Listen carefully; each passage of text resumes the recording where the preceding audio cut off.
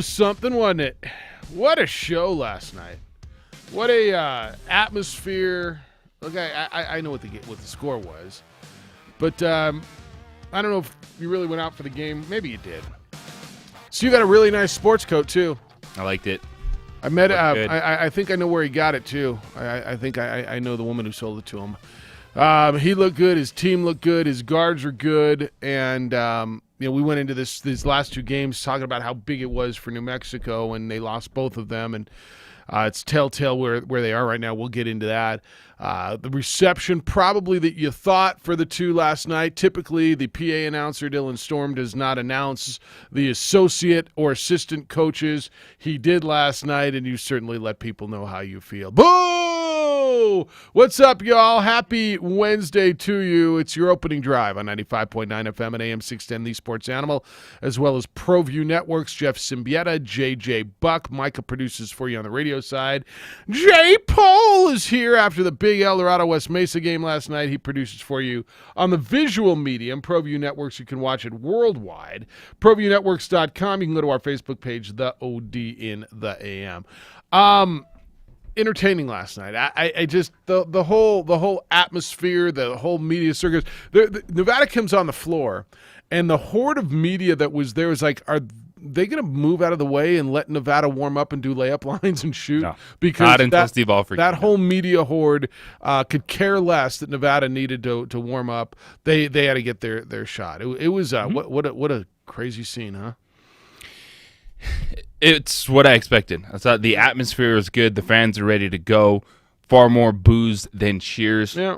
Even when Steve Alford was announced, and Steve addressed that after the game, he said it should be like that. You should the pit should be hard on opposing coaches, and he was ready for it. And we'll get into all that. But for the moment, the atmosphere, the energy in the game. The team was struggling for the first 4 minutes, can't get comfortable. It was an interesting start. The fans were ready. They wanted to explode, but they just could never have that moment because Nevada, once they started hitting shots after that first media timeout, they never looked back. Their guards are really good, and they're clicking. And I believe – I don't know that they will, but I'm not going to sit here and tell you I'd be surprised. I think they can beat San Diego State next week at their place. It'll be the final game of the season, and their guards are good enough. And I thought their bigs played fairly well last night against certainly a smaller New Mexico team. But Harris is terrific as advertised. He went from 30 to 28 to 26. I don't know how he was going backwards. I was watching Addie had a test, so we left at halftime and watched the second half at home.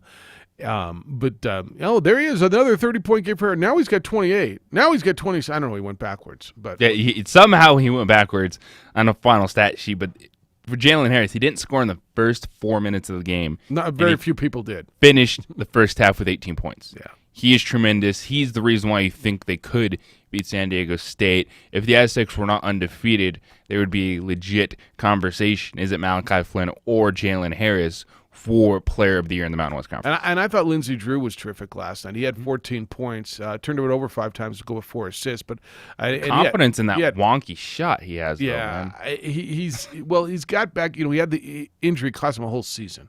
Mm-hmm. His daddy's a pro.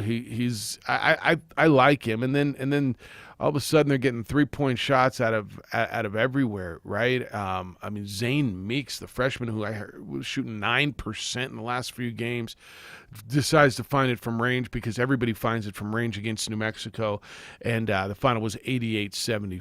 Jaquan Lyle did not start, but he did play, and of course he played a lot of minutes, north of 30 minutes a game, 31 minutes for Jaquan Lyle last night to go with 16 points. He led New Mexico.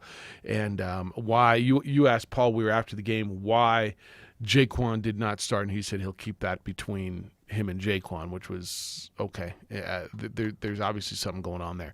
But the night was about the atmosphere, and I thought when they came down the ramp, it was electric to the point, it was a different electric, right? Not like anything we've ever seen. The pit is special. The pit is different. The pit's got its own life to it. I thought it was cool that they came down together and walked up together, right? Typically, the assistant coaches all come down first and the head coach comes down right before game time. In this instance, Craig and Steve came down together. And they walked off together. I don't know if you saw the moment after the game when they went through the handshake line and Steve turned around and Craig Neal was right behind him. And Craig Neal puts his hand on Steve's shoulder and they kind of get a good smile. And that meant a lot to those two guys. It did, and especially for Craig Neal because he was getting it a little worse than Steve Alford with the way it finished, the Colin Neal situation, and also some of the stuff that I just wasn't thinking about, the whole what actually occurred for Anthony Mathis to get a whole extra year of playing time wound in there after whatever the fact that was.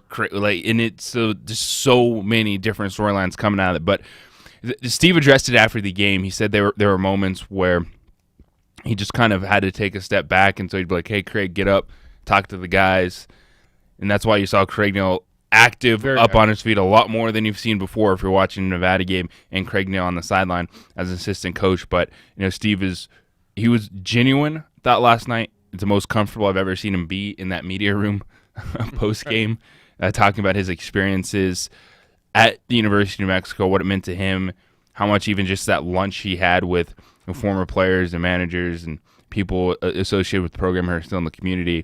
So it was a really interesting night because, he had just won, so he was happy in that regard. But that's probably the most open I've ever seen Steve Alford in a true media setting associated with basketball. Yeah, I think he really is comfortable.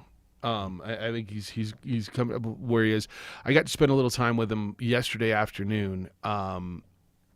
Just not in a non-media, non-interview setting.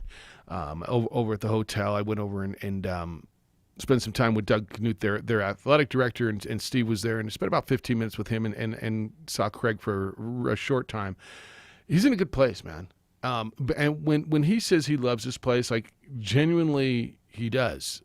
He still has someone here from whom he buys clothing. He talked about the pride that he had in all those guys that were at that lunch yesterday, and I know you've probably seen the photo, right?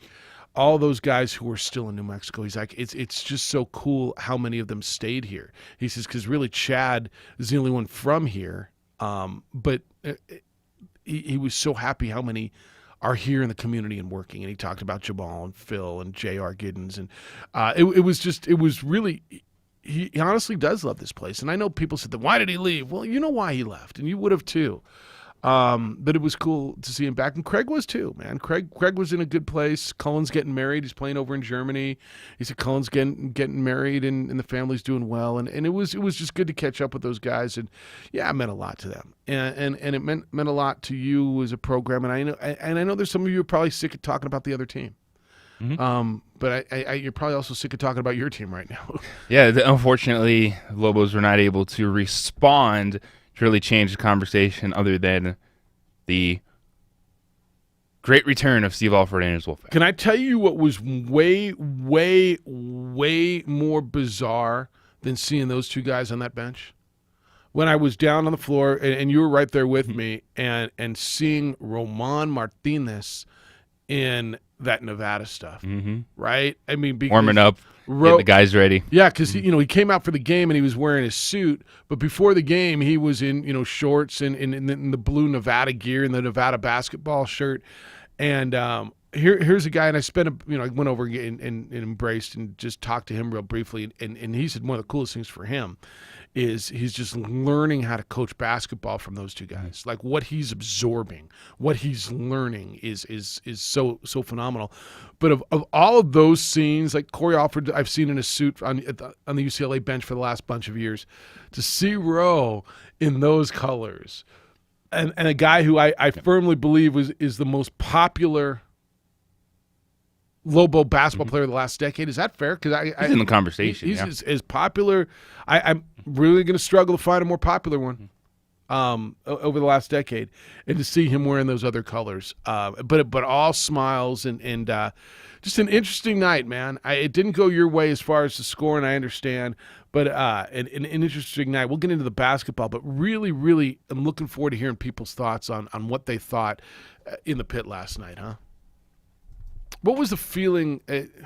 in the media room afterwards? Was it a love fest on Steve? Was it? I mean, where was it? Because obviously you had to go through the basketball and you had to go through Paul talk about the game and the struggles that New Mexico's having. I wouldn't necessarily say it was a love fest. I think it was one in which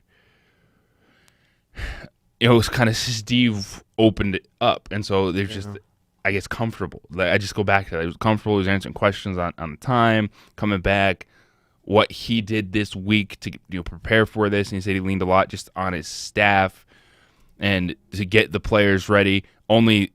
And I didn't realize this, only 3 of his guys have played a game in the pit. Yeah. So there was that element to it as well, where it's not just the return for Steve Alford and Craig Neal and the other guys. It's, well, we haven't played here with this team and the atmosphere that they're expecting, and they handled it great last night. Yeah, no, I think that's right. A lot of new guys, and in fact, I talked to Jalen Harris going up the ramp about it before the game, and he says coach told me all about it, and then another coach told me all about it, and then Coach Rowe told me about it, and so he says I think we're ready for it. So, all right, 505-246-0610, 888-922-0610. Your emails, Jeff@610knml.com, JJ at 610knml.com.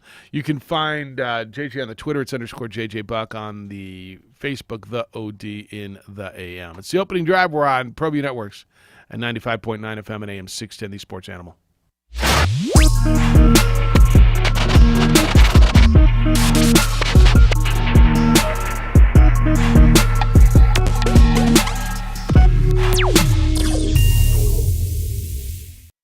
The world-famous Laguna Burger is beautifully handcrafted. A burger that's created from certified Angus beef, sinfully cooked to juicy perfection, and garnished with New Mexico's Hatch green chili. Tempt your taste buds with mouth-watering fresh ingredients. Cut! We're gonna need another Laguna Burger. Try the irresistible, world-famous Laguna Burger. Visit thelagunaburger.com. It's fresh with a kick. Take 32. Lava Rock Brewing Company, conveniently located on Albuquerque's west side, just south of I-40. You can come on in, enjoy our pizza, pasta, burgers, and more by Matucci's. It's all at Lava Rock. Lava Rock Brewing Company, come on in.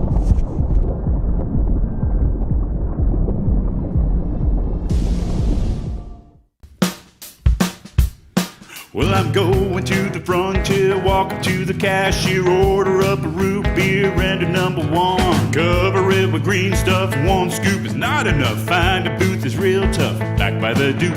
Meet my family, meet my friends in the quirkiest restaurant I have ever been.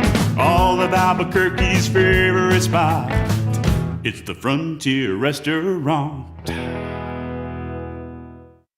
The Frontier Restaurant is a proud supporter of ProView Sports Network.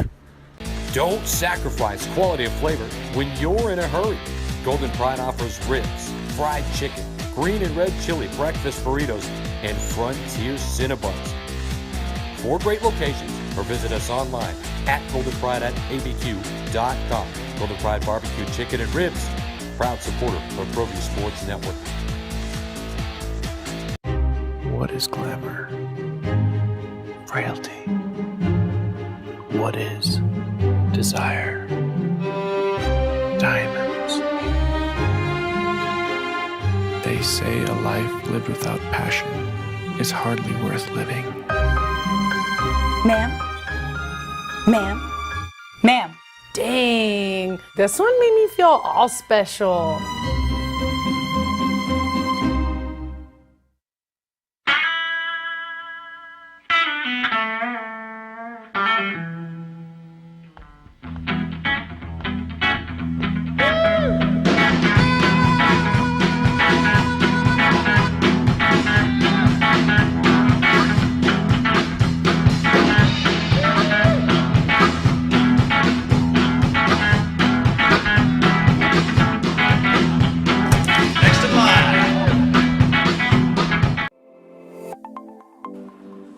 Get into the game with Garden Swartz Team Sales. They have everything you need, from screen printing, embroidery, and digital printing services, high school letterman jackets, and all high school and club uniforms and individual and team apparel with the most reliable brands like Speedline, Rawlins, and Wilson. And don't forget to check out the latest F7 Shut helmet. It's all at Garden Swartz Team Sales. Give them a call, 505-884-1234. Garden Swartz Team Sales. The Lascombe family has been growing and crafting wine in New Mexico since 1981. Formerly known as St. Clair Winery, we're going back to our roots and honoring our founders, Danielle and Hervé Lascombe. Today, our D.H. Lascombe Winery and Bistro locations continue to deliver the exceptional wine and food experience you've come to expect from the Lascombe family. Visit us and enjoy a culmination of our sixth-generation winemaking legacy and unique, perfectly paired foods. D.H. Lascombe Winery and Bistro.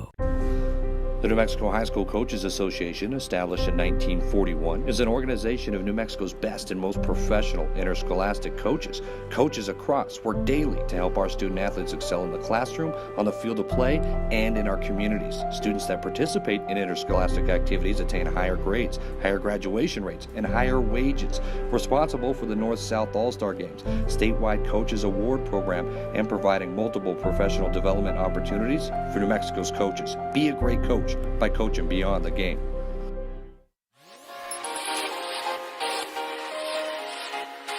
Folks, there's no other way but to be all in. Either he's Lord of all or he is not Lord at all. And you can experience the real and authentic, true life change that only God can provide to humanity. See, when we truly encounter Jesus and purpose to know him and follow his teachings, hashtag life change will occur. All right, we're last night. What'd you think? I just talked to someone in our sales pit. Do you call it a sales pit? Sales office? What do you call it? Sales area? I was really disappointed. What were you disappointed in? They booed him. What you expect?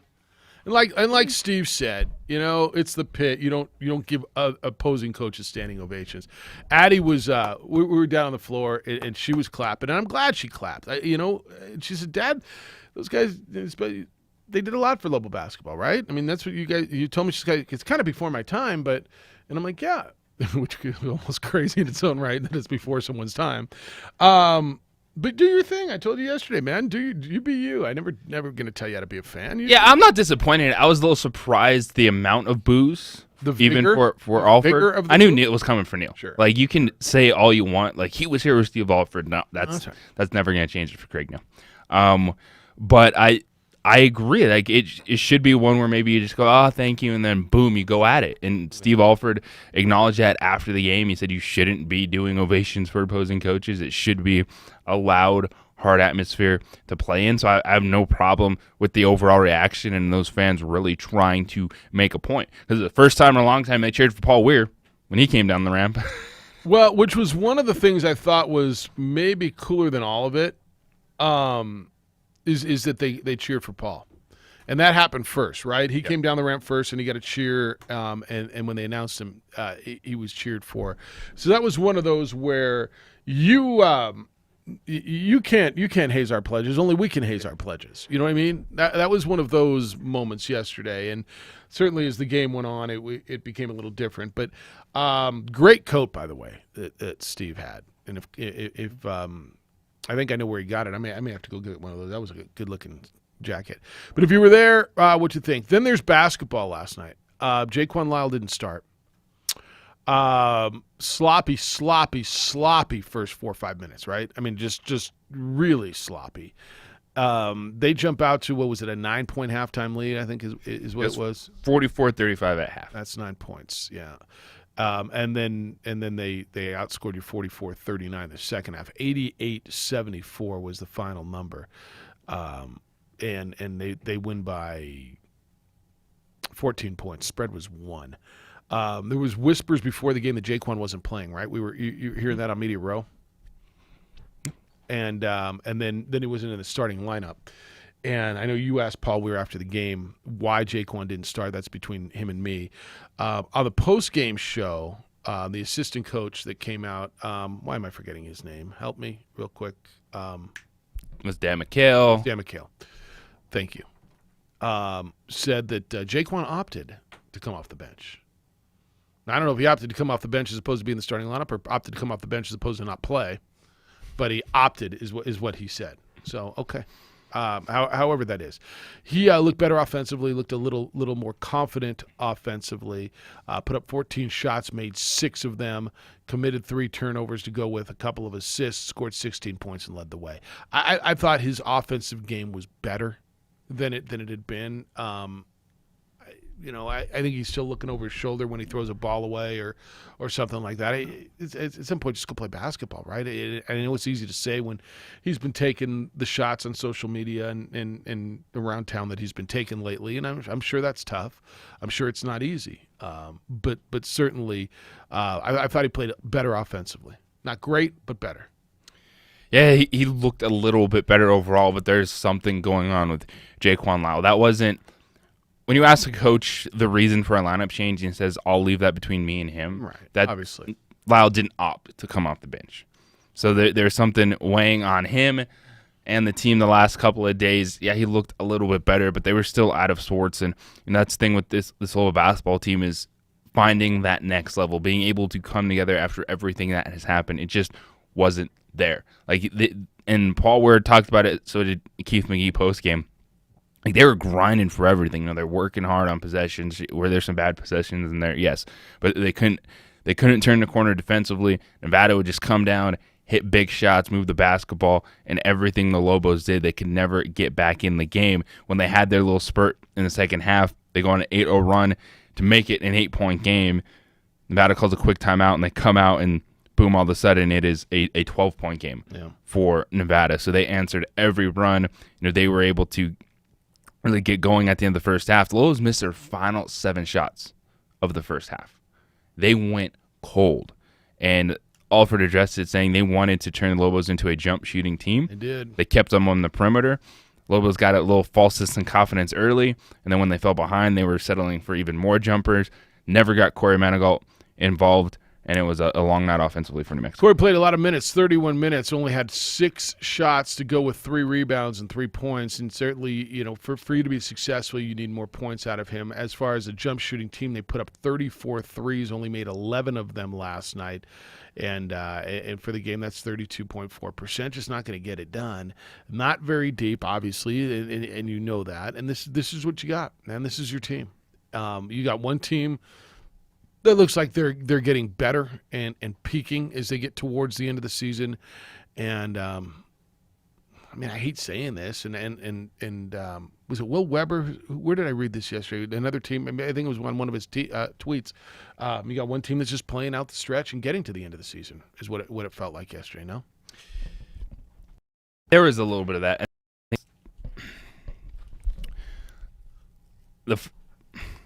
I don't, because did it seem like an effort thing to you? No, it didn't necessarily like effort, or they got beat and they're starting to wear down. Because when I hear that comment, they're just playing it out to the end. Yeah. There's a sense of they don't care, and I didn't get that last night. You get that last night. Did they play poorly in the end when they started missing shots? Yes, but I don't necessarily think it was a moment where you watch that team and there was no effort. They weren't ready to play. They were ready. Yeah, that's not what I'm insinuating. Yeah, the last 4 minutes of the first half, they missed 7 field goals, and they finished the game 15 of 42. Yeah, that's not what I'm insinuating there at all. And I thought the effort was pretty good last night. I thought you had guys on the floor. I thought your effort was good last night. Scott said, "OMG, Lobo fans are awful." And he said the Lobos are awful, and the fans are even worse. 8 idiots yelling obscenities at Noodles. Stupid. Feeling was disgust on all levels. I almost punched some moron that came out of nowhere to sit by us and couldn't stop screaming garbage at Noodles and kept spitting on me and everyone around us. Don't forget to bring up the cluster of a Lobo team. And so he's frustrated, man. He's frustrated with this Lobo team. I think it almost makes it worse for Lobo fan because it started off so good. You were 12-1, 13-2. I think this is, and it's turned into this. Bottom line is that team on the other side of the floor is better than you are. I mean, that's really. It's no surprise right now. This Lobo basketball team's not in a good place. They haven't been able to put together in the final 20 minutes. They've had moments where that's good enough, but then it all and we've just 2 games. Yeah. JP said the boos were expected, but time heals wounds, and I think in the end, Steve Alford's time here will be remembered fondly. Come on, he doubled his salary and left for UCLA. That lunch with former players is very telling. In regards to this team, I'm sure Paul Weir would like a reset button on the season. Sure he would. Look, in the long run, when it's all said and done, I think there's some of you who will always say he's Al fraud and he's a trade left. And you know what I heard more yesterday than I think I've heard, in the last however many years, that he signed a 10-year deal and he agreed to it. Do you recall? Signed that offer sheet, right? But it was a term sheet, and so that meant he agreed to the terms. And so there was no buyout. But again, I ask those of you who are so angry, would you have passed up doubling your salary, more than doubling your salary, and having the opportunity to go to UCLA and coach at that place, at that level, $2.6 million guaranteed, whatever. Yeah, you can be upset that he left, but it was the right decision to take the UCLA job. It's still a name in college basketball. That's the opportunity. Those are the steps that you want to take. And you look back on it, and you're always going to have the what ifs. I thought one of the signs in the student section was clever. That was a good one. We're just happy one. Alford zero. Yeah. That was funny, and that's what you expect out of it. But even if you don't like the decision he made, you understand it. Well, and because that was Steve's quote, you know, sometimes you just don't mess with happy, and yeah, it was a good one. All right, we're gonna get to the phone calls when we get back. 505-246-0610. Just your thoughts on how it all went down last night. 88-74 was the final. Nevada beats New Mexico. The Bulls have lost 6 of 7. They'll be in Boise on Sunday to try to stop the skid against the Broncos. Hey, fellas, I want to give you a little bit of truth before we go to this break. There's a men's health clinic right here in Albuquerque that can help you feel like you again. It's NuMale. It can help you take care of lack of energy, low T, erectile dysfunction. All you got to do is pick up a phone and call them. NuMale's helped thousands of men all over the country feel better. For years, NuMale's been the leader when it comes to men's health. They've got the cutting-edge technology, the latest treatments. NuMale's helping men deal with depression and hair loss and ED. Pick up the phone and call NuMale at 505-652-1688 or visit NuMale, NuMale.com. A little more truth for you, men. When guys reach a certain age, low T, ED, lack of energy are all natural, but that doesn't mean you've got to live with it. And certainly, it's nothing to be ashamed of.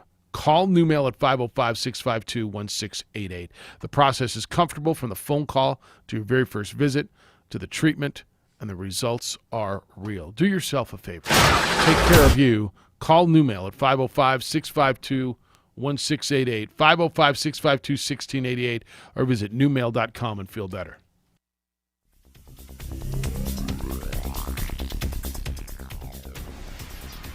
Good morning, sports animals. Time is 7:28. Let's take another look at this morning's commute. So far, we still have no major accidents or delays out there, no major complications, but keep your head on a swivel. If you do see any accidents, please give us a call at the Traffic Tracker hotline at 767-9167, brought to you by American Home Furniture Outlet and Clearance Center at I-25 in Comanche. Hurt yourself exercising, playing sports, or did you slip and fall? Don't sit in pain in the emergency room. Every Duke City urgent care location has an x-ray machine on site, and it's faster and less expensive than the ER. Learn more at DukeCityUrgentCare.com. From the 96.3 News Radio KKOB Traffic Center, I'm Micah Turman with your sports animal traffic.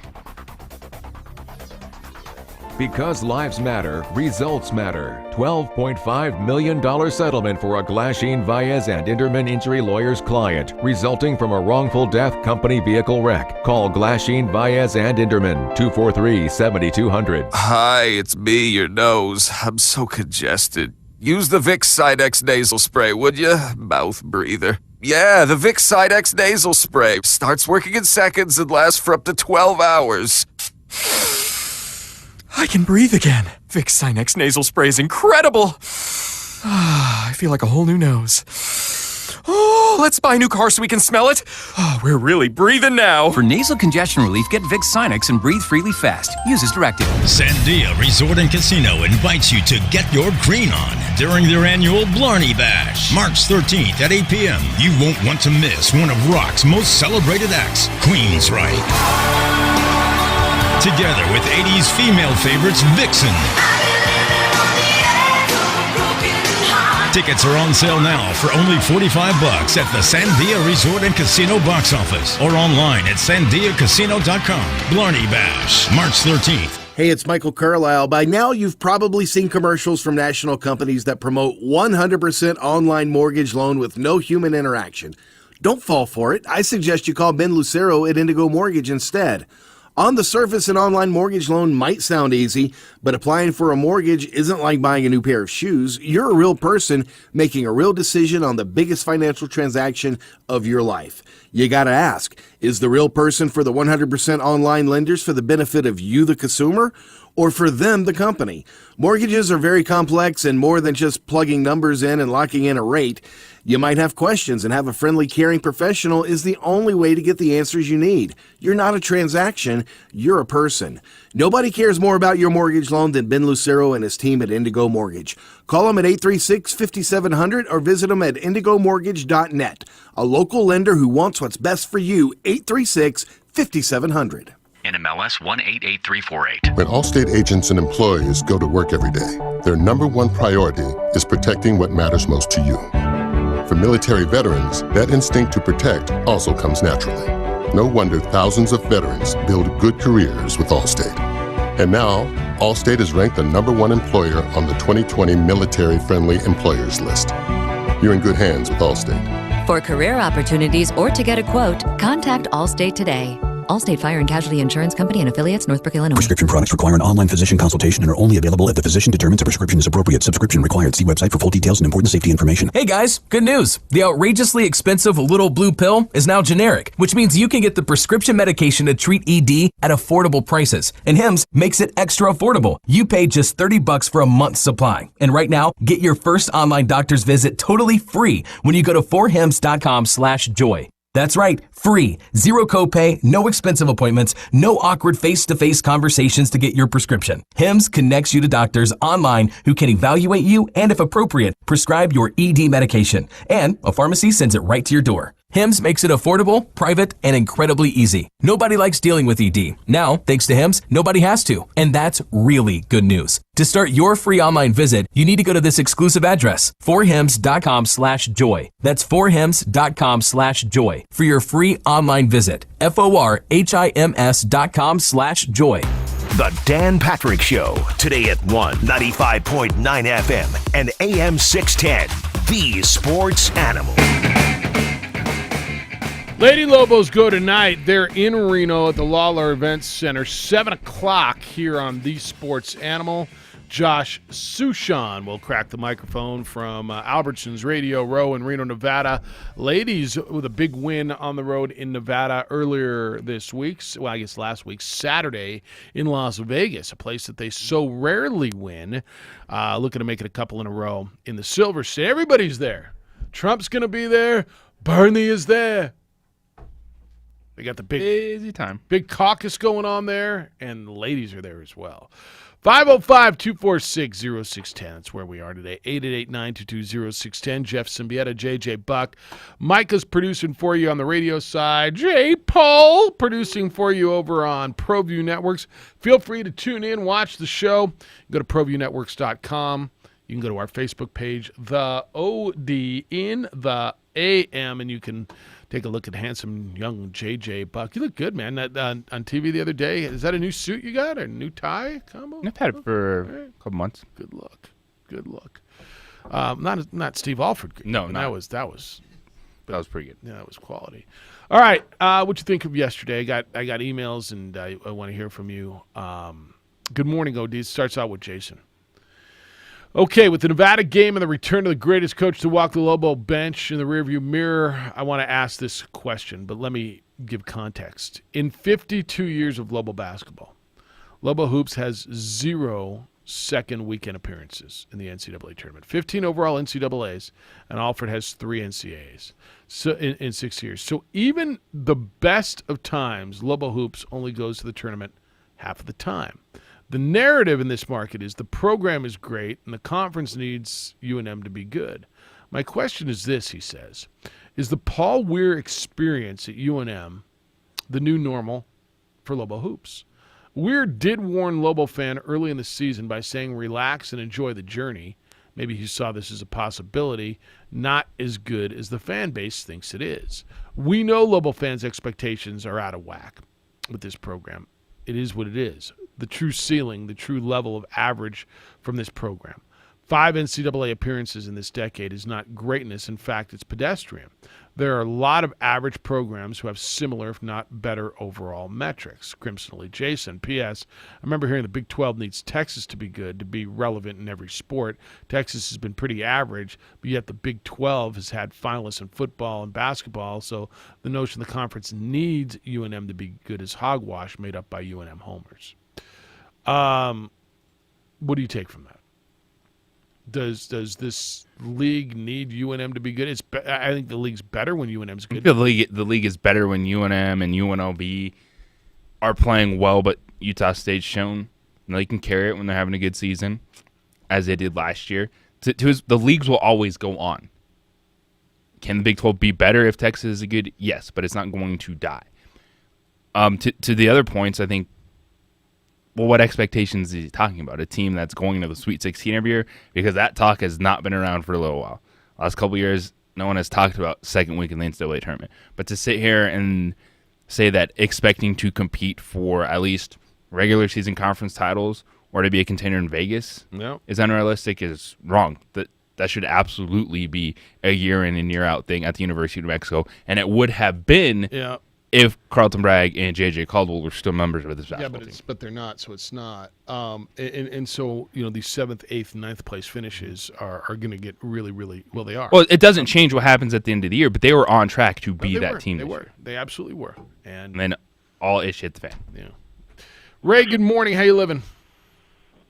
Hello, Ray. Hey guys, how you doing? Good. How you doing? Hey, listen, I didn't go to the game, but I did watch it, and if I was one of those persons booing at Alford at the beginning of the game, I was sure cheering them on at the end because they just did a job on the Lobos. And I see a team that's undisciplined, has no passion, and Coach Weir needs to understand this is not the WAC. It's the Mountain West, and you need to be able to coach here. You're going to be successful. He can have all the degrees that he wants, and maybe this isn't for him, but I think just to display. And why do you take 2 of your better players out with 5 minutes at the end of the game? The game is still on the line, and you just take them out. Why?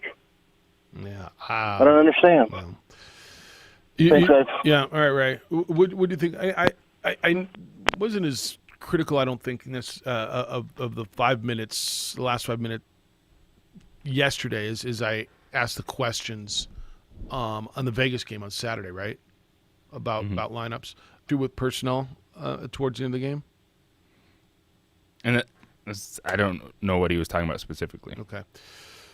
All right, 505-246-0610. AC says, has there ever been a basketball team or a game where the last 3 coaches from one program were all on the sideline? I don't know that there have been. It was different last night. And to the previous call, and even going back to the point of expectations on level basketball, can Weir connect with these guys? Because the whole topic of, well, he's not coaching, he's not doing this. They are coaching, but there's a disconnect. Are they good enough to do what the coach asks, or are they not doing it? Because to sit there and say that he's not calling plays or that he's not asking to do certain things defensively is just wrong. Because even a bad coach is still coaching. So is there just not a connection between where that staff and those players where they can get it to work on the floor? Because you're watching a UNLV team, a Nevada team, that they have their limitations themselves. Like Nevada is length, but they weren't all conference forwards that they were dealing with. They were just players playing hard in the paint. and thus we're able to keep the Lobos out of getting the ball to Corey Manigault or Corey going to work inside. So I think that's the biggest question is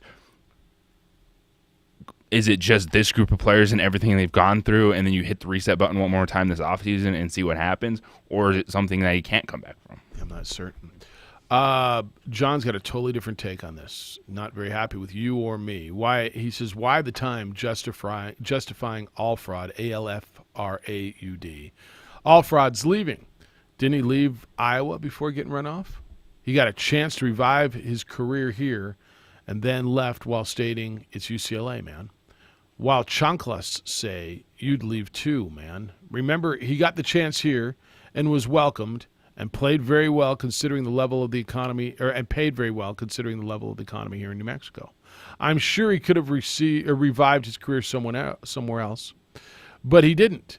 He came here and was welcome. Sometimes integrity, loyalty, and character are worth more than, especially when you're getting paid very well. I'm sure you chanclas can't comprehend that, though. It's from John. Yeah, we don't understand that. You and I can't. We can't understand loyalty and character and integrity. All right. I mean, John, look, I'm not telling you. Apparently never watched sports before, and even when you're so invested and you love something, people can still leave and move on from it. Well, I'm not telling you. If you're the guy who said I would never have gone to UCLA for that money, and it's that place, and it's one of the premier spots in my profession, and I had that opportunity. If you wouldn't have gone, that's great. You've got better integrity and loyalty and character than the majority of people, and congratulations to you. I can comprehend that. The loyalty that the university shows when they fire a coach who's trying but not getting, giving everything he's got, and he's trying to be loyal, and you fire him with time left on his contract. Is that integrity? Is that loyalty? Is that character? You decide. Look, that's business. That's life. That's certainly that business. That's sports. If I can understand loyalty and integrity and character. And yeah, he was getting paid well. Now his family's taken care of forever. Oh, his family would have been taken care of forever, Jeff, at $1 million. And I also remember that the morning after that final game where they lost at Harvard, and you guys where there were plenty of people that were ready for him to leave. Yep. Now, you could say, hey, it's in the moment, heat of the moment type of deal with the outcome that we saw. So don't act like you had no Lobo fan wasn't That's right. ready for something new at that point in time as well. Ultimately, you're going to be mad at Steve Alford. That's I cool. get it. That's cool. But he's sit mad here at and you act and me too, because to sit here and act like that was something that should have never happened. You don't mess with Happy, blah blah blah. Like, covered sports long enough, we watch sports long enough that even coaches in good spots are going to take that next step. More of that when we get back. I know, Micah, we're late for this break, so let's take this break because I got more comments on John. I think I understand your shot. I disagree with it. It's the opening drive on 95.9 FM and AM 610, the Sports Animal.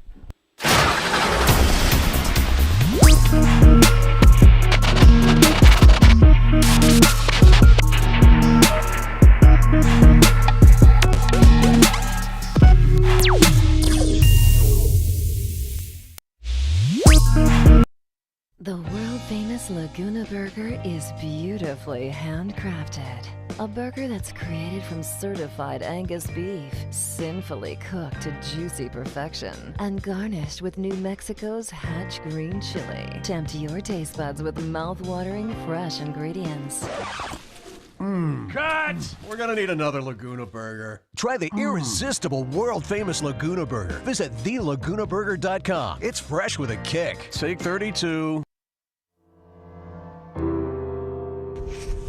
Lava Rock Brewing Company, conveniently located on Albuquerque's west side, just south of I-40. You can come on in, enjoy our pizza, pasta, burgers, and more by Matucci's. It's all at Lava Rock.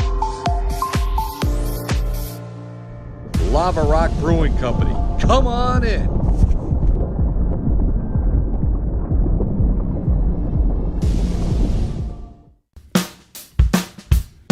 Well, I'm going to the frontier, walking to the cashier, order up a root beer and a number one. Cover it with green stuff. One scoop is not enough. Find a booth is real tough. Back by the Duke. Meet my family, meet my friends in the quirkiest restaurant I have ever been. All of Albuquerque's favorite spot. It's the Frontier Restaurant. The Frontier Restaurant is a proud supporter of ProView Sports Network. Don't sacrifice quality of flavor when you're in a hurry. Golden Pride offers ribs, fried chicken, green and red chili breakfast burritos, and Frontier Cinnabons. 4 great locations, or visit us online at goldenpride@abq.com. Golden Pride Barbecue Chicken and Ribs, proud supporter of ProView Sports Network. What is glamour? Frailty. What is desire? Diamonds. They say a life lived without passion is hardly worth living. Ma'am? Ma'am? Ma'am? Dang, this one made me feel all special.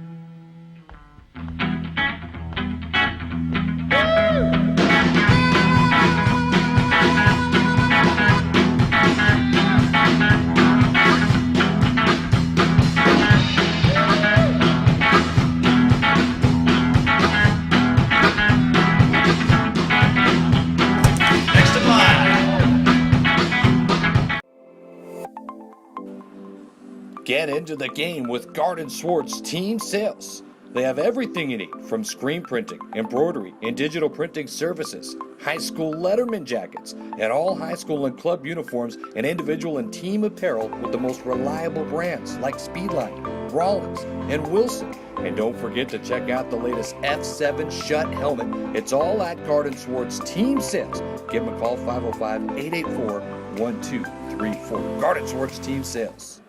The Lascombe family has been growing and crafting wine in New Mexico since 1981. Formerly known as St. Clair Winery, we're going back to our roots and honoring our founders, Danielle and Hervé Lascombe. Today, our D.H. Lascombe Winery and Bistro locations continue to deliver the exceptional wine and food experience you've come to expect from the Lascombe family. Visit us and enjoy a culmination of our 6th-generation winemaking legacy and unique, perfectly paired foods. D.H. Lascombe Winery and Bistro. The New Mexico High School Coaches Association, established in 1941, is an organization of New Mexico's best and most professional interscholastic coaches. Coaches across work daily to help our student athletes excel in the classroom, on the field of play, and in our communities. Students that participate in interscholastic activities attain higher grades, higher graduation rates, and higher wages. Responsible for the North-South All-Star Games, statewide Coaches Award Program, and providing multiple professional development opportunities for New Mexico's coaches. Be a great coach by coaching beyond the game.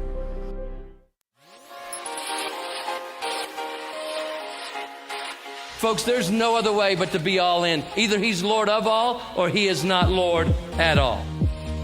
And you can experience the real and authentic, true life change that only God can provide to humanity. See, when we truly encounter Jesus and purpose to know him and follow his teachings, hashtag life change will occur.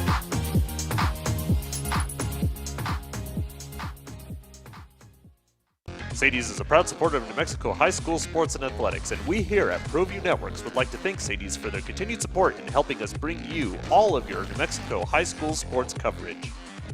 Jackson Compaction wants to help you keep your green. And keep the community green as well. Jackson Compaction has worked hard to maintain the same prices since day one. Always easy and painless trash removal with professional crews and quality service. If it's non-hazardous waste, debris, or trash on your land, leave it to us. At Jackson Compaction, we're dedicated to ensuring the conservation of our environment. You trash it, we smash it. Jackson Compaction, we've earned a reputation for great results. Local Union 412. Find a career with benefits and not just a job at UA Local 412 Training Center. We are looking for plumbers, pipe fitters, welders, and HVAC tech apprentices and journeymen.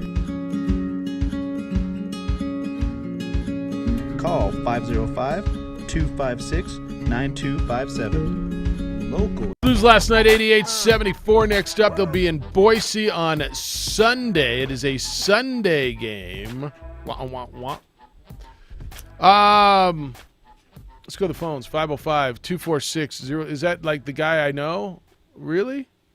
I got to hang out with him yesterday. He used to be on our show. Now he's just some caller named Josue. Hello, Josue. Hey, I'm back to being the OG. What's up, back dude? to where it all started. Yeah, good to see you last night, man. Go ahead. No, good to see you last night. Oh, yeah, it was good to see you guys, for sure. Nice looking shirt you had. Oh, thanks. I know a guy, if you ever need some Lobo gear, I know a guy. Yeah. What's up? Hey, my thoughts on Alford, I think a lot of fans, just like me, being a fan, I think, yes, I don't blame them for going to UCLA. I just think UCLA just messed it up for everybody. Because, yes, things were good. Things were rolling here. I was telling JJ as we were walking out to our cars yesterday, I was like, I wonder if him and Neil talk about what could have been if UCLA didn't call, if they would have stayed here a little bit longer, where the program was heading, the bar that they were setting. I'm just intrigued by that. And I think a lot of fans are intrigued by that as well. And I think there's a little bit of like, what could have been. And so that turns into like hurt, animosity, whatever it might be. But that's my take as far as how fans react. But I was surprised like you. I thought, we'd see some claps, maybe some cheers. And then, but to hear the boos, them coming down, I was definitely surprised. When they finally announced them by name, that didn't surprise me. I thought that was kind of, the way things should go. But of course, the boos got louder for Craig Neal. And so that was like, whoa, but yeah, I just wonder that. I wonder that if they have those conversations because they seem like they really enjoyed their time here. And, they were onto something, and so I just wondered if they had that conversation between That's good, man. That's great to hear you. Don't be a stranger, all right? You got it, man. Bye-bye. Yeah, that's good to hear, Hoser. I wonder if they have that conversation. I bet they don't have it a lot. No. I think everyone has what-ifs in their mind, but when you're in that profession, you've been there as a player that's moved on or missed opportunities, then you've been there as a coach, climbing that ladder, making certain decisions, being fired or taking another job. I'm sure that's always in the back of your mind, but it's at that point in time what you're accustomed to. We get these storybook scenarios in our head, and I think it's wonderful. And what if Steve was still here and it would be, 14 years or whatever the number would be? There's not a lot of those stories going on, especially at what's considered mid-major levels. The guy Davidson's been there for 30-something years, but after that, give me a place where somebody's been somewhere. Give me 10 years. Give me a guy. Give me a 10-year coach, right? I mean, Roy Williams and Bill Self. But those are and Mike Krzyzewski. Those are blue bloods. Steve Fisher. Steve Fisher did 18 years. That's really good. All right, that's good. Steve Fisher's a good example. Mm-hmm. That's the example. And Mark Few up in Gonzaga. Yep. Mark Few. There's not a lot of them. And you're like, well, then why couldn't we be one? And maybe you could have. And to Hoser's point, do they have the conversation? If they have it, I'm sure it was, around this. Both of those guys seem to be in a good place. Both of them seemed happy. And Craig didn't leave on his own accord, certainly. And Steve had an opportunity.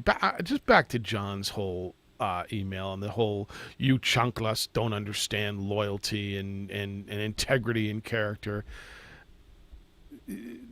You're wrong. And that's fine. That's how you feel, because I can understand a guy taking an opportunity to better himself and better his family and challenge himself at the top of the profession. And as much as you think this place is special, and it is, UCLA is still considered to be, don't you think, at the top of the profession? Yes. And so whatever that job is that you do, wherever you are, if you had an opportunity at the very top and were paid more than double what you're making now, and put your family in a whole nother position financially and probably generationally, then I guess you don't understand that. To me, that this is not one thing or 1 minute. Like one thing or the other.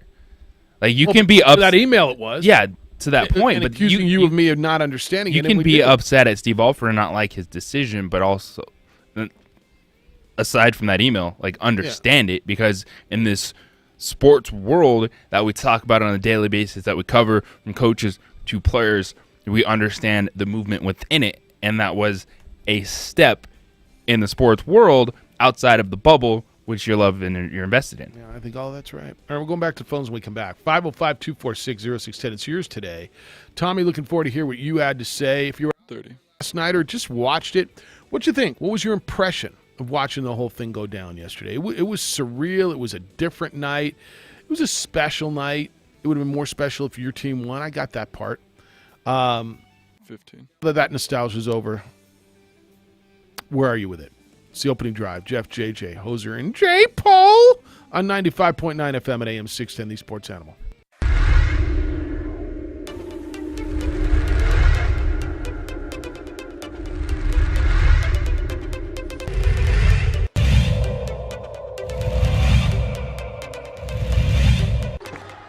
Ramos, rise and fire. He's fouled.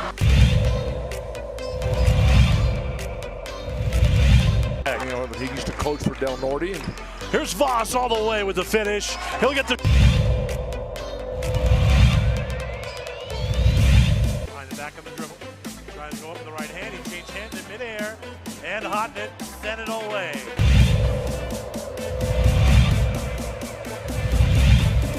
Wynn doing a really good job denying Chavez. DC hasn't got the ball. Oh, Yeku! Oh!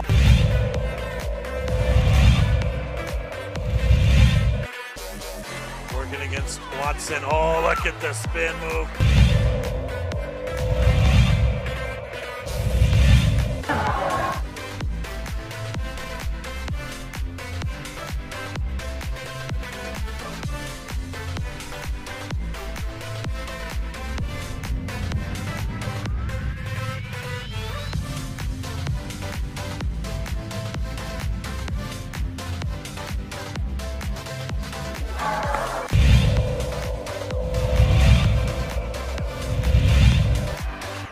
ball's loose. DJ Bustos brings it up. Barnes Tompkins, alley-oop. How about it? That was redunculous.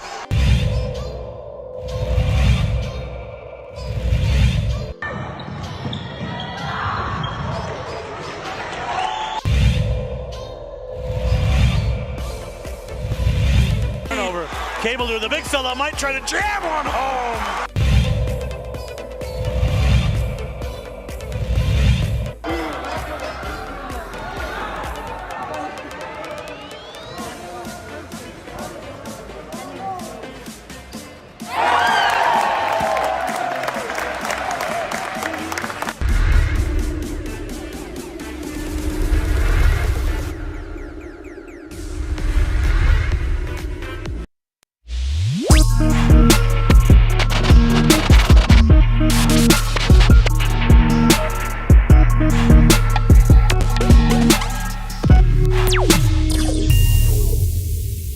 The world-famous Laguna Burger is beautifully handcrafted.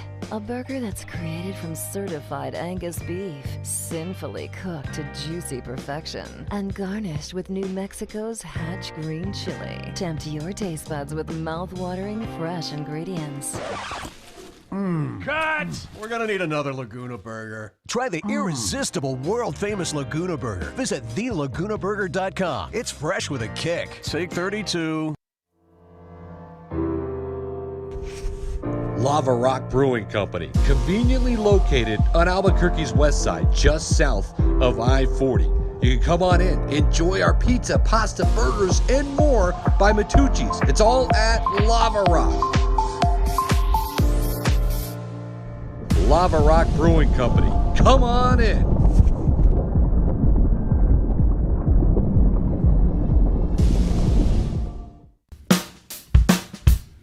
Well, I'm going to the frontier, walk up to the cashier, order up a root beer and a number one. Cover filled with green stuff. One scoop is not enough. Find a booth is real tough. Back by the Duke. Meet my family, meet my friends in the quirkiest restaurant I have ever been. All of Albuquerque's favorite spot. It's the Frontier Restaurant. The Frontier Restaurant is a proud supporter of ProView Sports Network. Don't sacrifice quality of flavor when you're in a hurry. Golden Pride offers ribs, fried chicken, green and red chili breakfast burritos, and Frontier Cinnabons. All right. So where are you, Chanclas? Stop being a flip-flop. Yeah, you flip-flopper. Whatever. Opening drive, Jeff J.J. Hoser is not here anymore. Mike is in his... But he was Hoser was just here. That's why he's on top of mind. J. Paul producing for you over on the ProView Networks. 246-0610, 888-922-0610. Good morning, Tommy. How you living? Pretty good, Tommy. The truth at you. I mean, about fans in general that just boo a formal coach. I know I saw a little bit of highlights someone put on YouTube. I mean, if the coach won for you and he was consistent with you, there's no need to boo him. It's classless. I hate Jason Garrett. I hate him, but I'm not going to boo the guy. He went to the Giants. He's offensive coordinator now. I'm not going to boo the guy when he comes in the stadium. You know, it's just a business decision that he made to move on. Anybody would do it. You would do it. Anybody in the radio station got a higher job. Hey, ESPN come calling. Fox Sports News come calling. Fox Radio. You might consider that and look at it and want to move on to get the money. It's a business decision. Don't boo the guy. If he won for you, you should be standing up and applauding the guy and welcoming him back. Say, thank you for all you did while you were here. That's total classless on Lobos fans. If you're real Lobos fans, not even the real fan, and I'm upset, you shouldn't be doing that. That's classless. You should be ashamed of yourself. Thank you, Tommy. See you. Mm-hmm. I'm not going to tell you how to be a fan. I expected that, and I think Steve almost enjoyed it. You know, when he came down, you see the smile on his face. He boo. I think that there's a lot more classist things that occur, and I think to an earlier point, if you're that dude or dudes or woman, whoever it might have been that was sitting there hurling obscenities at a coach on a bench, that's classless. That's lame. But just kind of the whole boo in the moment, you're still a fan, you're a fanatic. I don't think that was disrespecting Steve Alford. It was a moment of competition. Like, it wasn't. He didn't walk down there and like, oh, welcome back, 25 years later, Steve Alford. Oh, but he was the head coach of the Nevada Wolfpack, coming into the pit to play against the Lobos. I think some of it probably was just for show from fans. You know, just I think that's right. Coming in, oh, boo. Yep. Now I think there's definitely more vitriol towards Alford. Yeah, Craig Neal. I know. But I think it was more fans in the moment as opposed to some classless. People hate Neal for because the program went down and how it ended. Yeah, on the Colin Neal stuff. I know it was a lot of the fans that did it. Yes. The weird Anthony Mathis stuff at the end. We don't know anything about that. I have no idea what that even means. The weird Anthony Mathis stuff. I know something happened, but I don't know anything about it. You don't. Yeah. So fans don't like Craig Neal, Jeff. I know. There's a lot of people that don't like Craig Neal. I know that. So that's how I'm just trying to explain it. That's why there was the boos intensified when he walked down behind Steve Alford and when his name was announced. I'm not gonna lie. Like, it was really good to see Craig yesterday. I saw them over at the hotel, and it just made me smile. And you know, I asked him what's going on, and when he was telling me what Colin's doing, Colin's over in Germany, and he's playing, and he's getting married, and he's going to see Bryce next week, and it was a good catch up, man. It was a good feel. I'm not gonna lie. Ron says Lobos lose due to lack of coaching with 5 question marks. Did anyone notice the level of coaching Alford and Neal were doing versus the lack of coaching on the part of Coach Weir during the game? There were a couple of times I even noticed our guys looking at each other. We're expecting to get some direction, and there was none. I mean, Paul was coaching. I don't know if that's right. Now, you can tell me you think those guys are better coaches, and that's a conversation. But to say Paul's not coaching is not right. And I spent you saw where I was the whole first half, pretty much right behind the bench. I mean, he coaches. It's bad coaches coach. Bad coaches know more about sports than we all do still. There's something more. If you don't believe this team is executing or giving the effort that's possible for them to finish games or compete, then that's the question. Is there a disconnect? But bad coaches still coach. Yeah. Bruce said, what happened to the post-game call-in show? I hear this all the time. Jeff, last night I really wanted to hear what people had to say, so I tuned in to listen to JJ from the Downs, and there was silence. You just tuned in now for that? See, and therein is the reason the show went away. There's the reason why. There's the reason that because people were tuning in, but no one was calling. Yeah, there is the reason because you just on game 28 you decided February 18th. Just what are people saying about this contest? Yeah, you just found out that show was gone. That's the reason that show is gone. What's up, Jason? What's going on? Why it? do we coach our sons? Dan Patrick was saying it the other day. I have a saying, the front of my T-shirt says, how do we stop it? The back is a Ghostbusters emblem with a cross through it. It's called Hito Ball. Club ballers, everyone, you're going to coach your son so you can get him the ultimate all-star experience. You get to college. We had a coach with an incredible son, couldn't keep him because they were too incredible. He was ready to step up. The son, you ask the wife, do you want $1.7 million to go to UCLA? She's like, sure. Then the son, you want to play for the Lobos or UCLA? So what do? You hand your boy the job, who has an incredible son. So we don't want to pay Alfred and his incredible son. And then we take this next best thing, which is a little bit of a step down. But what do you want? You're UNM. You don't want to pay $1.7 million. You're going to get Neil and his incredible son. And then we start giving his son death threats. So what's he going to do? He's going to protect his son and leave. So now here we are again. Then we recruited that Hobbs coach because we thought he could pull every, kid from Hobbs here. Rob Evans? That didn't work. So here we go again. You know what I mean? Joe Coleman, Valley High School, fired every coach there was before Bo Coleman got there. He wasn't going to let that coach that he had in there for 13 years, Coach Bo as a junior, fired him. Why is he the athletic director? To have his son get it. You coach your kids to the ultimate level, then you pay people $30 an hour because you're outclassed, or you're like Neil and Alfred, who could probably take an NBA job and get their kids to the NBA. So what do you do? You know what I mean? Kenny Thomas takes out a $1.7 million insurance claim. He was illegally recruited to Albuquerque. I promised a UNM full ride, promised to get to the NBA. Coach Bliss never took his stars out. They were promised NBA tickets from the get-go. Yeah, who's the big Australian, the Aussie? What was his name? Luke Longley. Luke Longley, illegally recruited to Albuquerque High. Boom, UNM full ride. Boom, we're never going to take you out. We'll get you to the NBA. We're going to have investigations now. All right, man. No, it's good to hear you, and it's an interesting point, Jason. Thanks. I'm coaching your kid. First of all, it was 2.6 that's reportedly that Steve left to go to UCLA for. He was making about $1 million here. It was what was agreed to, and so it was 2.6 to go to UCLA. And his son Bryce, who's playing overseas, as is Cullen, left UCLA. JJ, tell me if I'm mistaken, but I don't believe I am.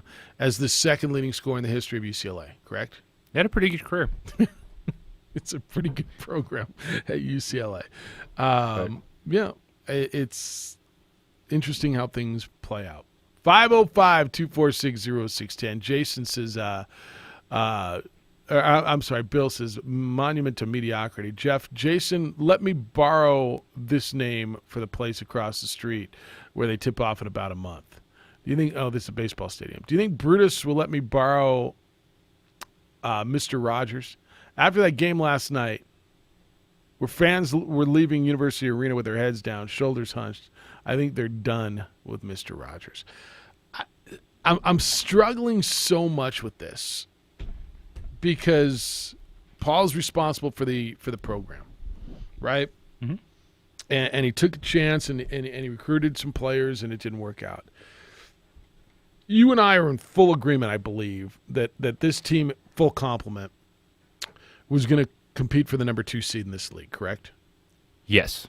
With Carlton Bragg, J.J. Caldwell, and the full complement of players. Paul Weir didn't go out and get in trouble. He recruited those guys, and so ultimately he's responsible, and it all falls on him. And then you're going to tell me, well, Chris Jans lost a bunch of guys too, and they're competing, and you're right. I mean, what else did you have out there? What else was there to fill in? Then you lost the other two for a short period of time, and it's never come back. Paul certainly has to take amount of responsibility for what's gone on here. I guess when it's all said and done, and we're getting close to it, right? Is it Paul's fault? Is it a situational fault? Is it circumstances to blame for where this season has gone? They've lost 6 out of their last 7 and whatever the numbers are at this point. Is it Paul's fault? Are you angry at the players who let the program down or who are no longer with the program, or is it it's school's fault because you don't know what's going on with J.J. Caldwell? There's a lot of people who still feel Carlton Bragg should be let back on the team after everything that went down. So, you've got to place blame, right? Because that's what happens when things don't go the way you want them to go.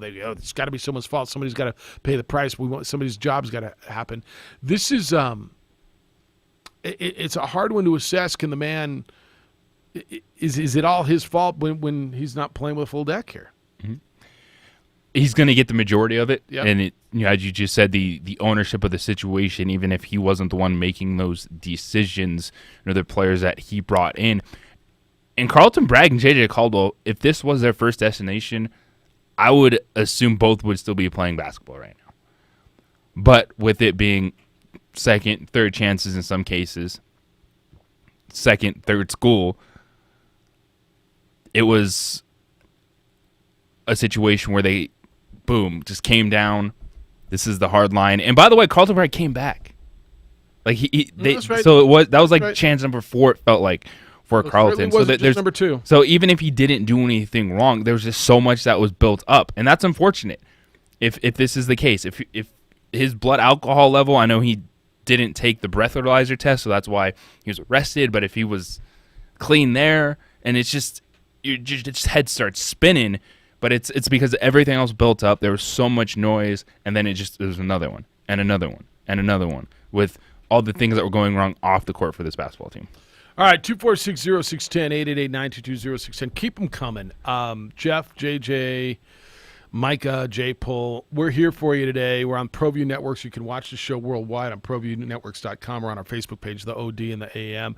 Got a lot of emails still to read. Just your reaction on what went down at the pit last night, your emotions, your response to everything that happened. I got a ton of emails to read. It's the opening drive. Jeff, JJ, Micah, and J-Pull on 95.9 FM and AM 610, the Sports Animal.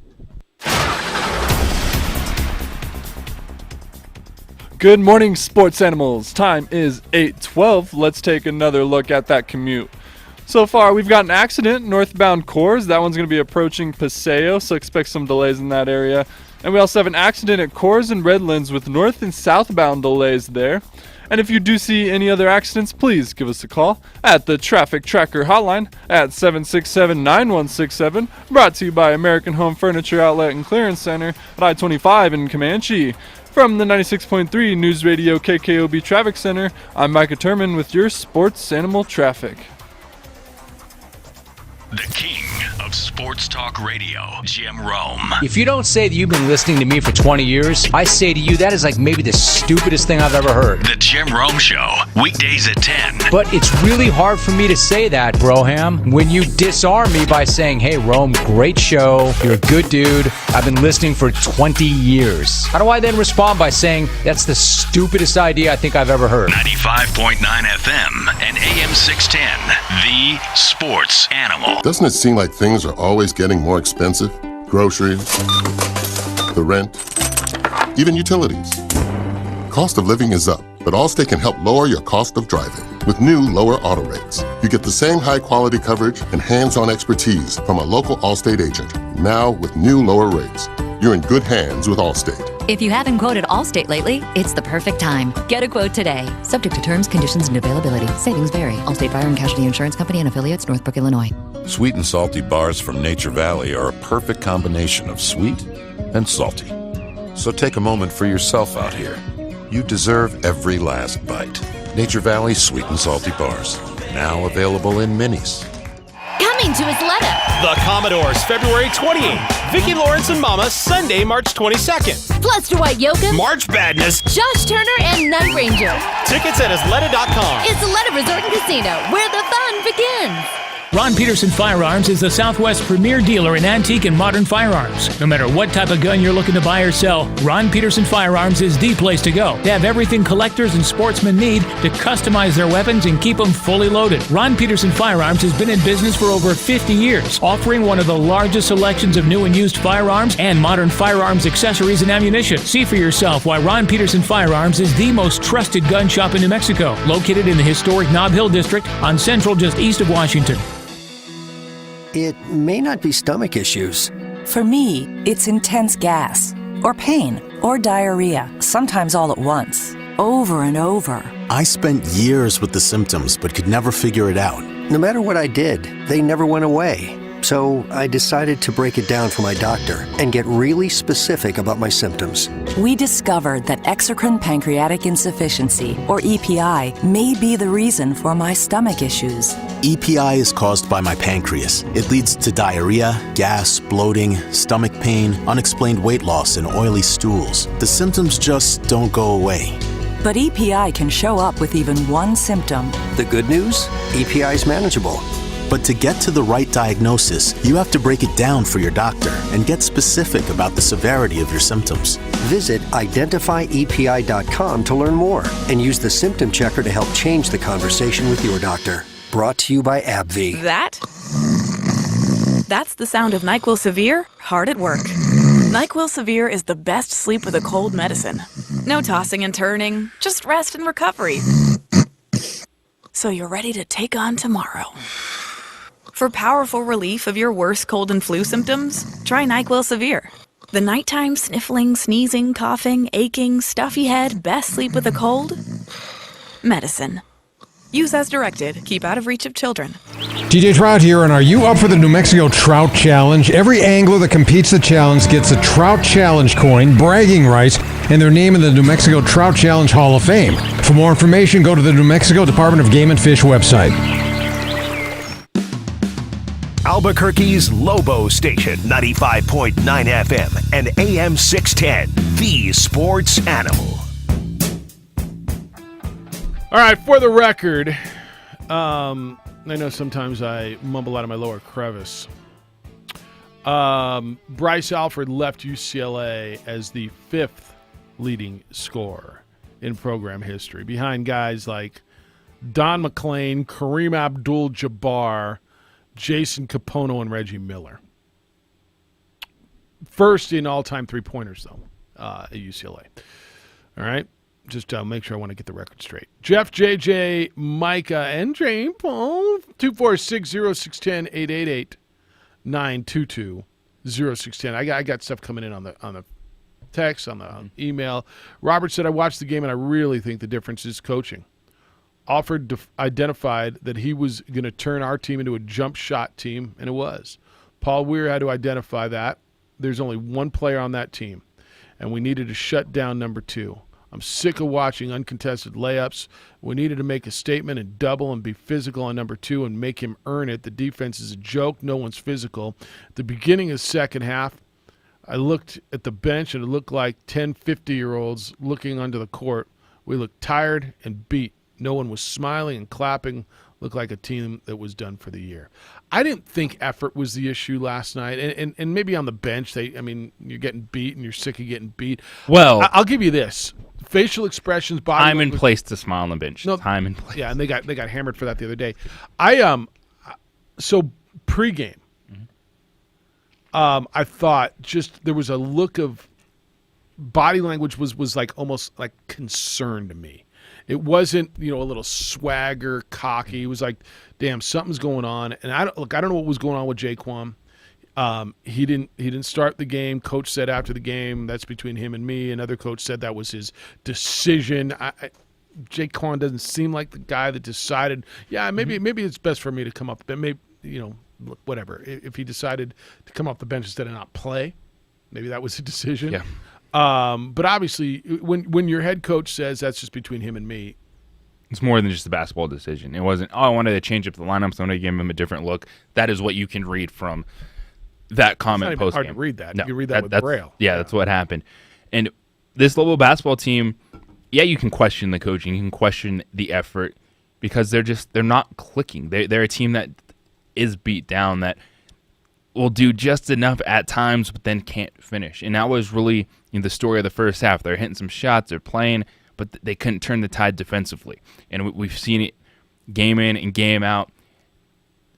Perimeter defense is struggling. They don't have someone that can clean it up at the rim. And you go back on the other side of the court, Nevada was able to just keep them on the perimeter. So there's a lack of execution. There's a lack of togetherness. And you just saw a team that was better overall, and that was Nevada. And that's the thing with this level basketball team is there's individual talents, but they're not a talented team. And they've never been able to figure out who they are following all the stuff that went down. I think all of that's right. And Nevada's putting this thing together. Drew's healthy. Harris is terrific. Harris is a player of the year candidate. He's terrific. If San Diego State wasn't undefeated, there would be a legit conversation. And I think that's going to pick up, what if Nevada beats weeks. him next week? If Harris has a big game, then I think he is going to get some votes. It's just always hard when you have a juggernaut in a conference run on away with it, not to say, all right, who's the best player on that team and have him get votes. But that's a player of the year, first team all conference guard in Jalen Harris. Yeah, and you watched it last night. I mean, he is flat out spectacular. As far as individual stats and leaders, Harris is leading the league in scoring at 21.9 points. So this is overall. Now, this isn't just league games, and I know that the Player of the Year and all those awards are supposed to be just league games. But of all 27 games, he's averaging almost 22 points a game. Sam Merrill's second, and Derek Alston's third. Malachi Flynn's fifth. But Malachi Flynn does so many things for San Diego State. And Steve Alford is the guy who said this. This will be a really interesting conversation. Because remember, was it Cam Bairstow? Jalen Harris is scoring 26 points per game in league play. Who's next? Bryce Hamilton. Malachi Flynn scoring 17 a game. Yeah, but look what else he's doing. Look at what's number 2 in league for scoring? Yeah, Bryce Hamilton at 21. So it's 6 and then points. Sam Merrill at 19. Yeah, remember what was the year that was it Cam Bairstow and Xavier Thames up for Player of the Year? Mm-hmm. And Steve, and it might have been Steve's last year here. In fact, I'm fairly certain it was. And Steve was real adamant that Bairstow should win because he was the best player on the best team. And Thames won, correct? If I'm not mistaken. Yeah, Bairstow didn't get it. It's going to be interesting to see what Steve's argument is this year. Because San Diego State's already won the league, so they are the best team in the league. Even if Nevada beats them next week in Reno, San Diego State's the best team in the league. They won the league. Mm-hmm. And so does he support that argument that he supported so vehemently 6-7 years ago, that the player of the year should be the best player on the best team? And in this situation, I think Malachi Flynn's going to win it. I think overall that team has had such a special year. And bottom line is he does more than just score. Harris does too, but I don't believe to the level that Flynn does. Do you agree with that? It's close. He's really good. Harris has more rebounds than Malachi Flynn. Malachi Flynn, he's a junior. Malachi Flynn is a better distributor because he's asked to do that a little bit more than Harris does. Yeah. So the best assist turnover ratio in the conference is Malachi Flynn. You look at steals, tied with Justin Bean is Flynn with 27 in conference play. Jalen Harris at 18. So both are chipping in at a high level. I think it's going to be Flynn just because if that team goes undefeated, then look at the best player, best team in conference, and he deserves it. But I think it's really close with just the push that Harris has done it in Mountain West play, just being the scoring factory is on that team. Yeah, Flynn is second in the league in assist. He's first in the league to assist to turnover ratio during league play. So yeah, it's going to be good, and I think it would be Flynn because he's on the best team. You got to. It's also I just want to point out for Jalen Harris, dude has 277 field goal attempts in conference play. That's insanity. And he's shooting 50% from the field. He's terrific. I mean, there's no argument that he's not. There's a real chance that next year in this league, Malachi Flynn's back, that Jalen Harris is back, that Matt Mitchell's back, that Maldonado from Wyoming is back, that Zane Martin's back. That I mean, there's everybody. Colorado State's super young.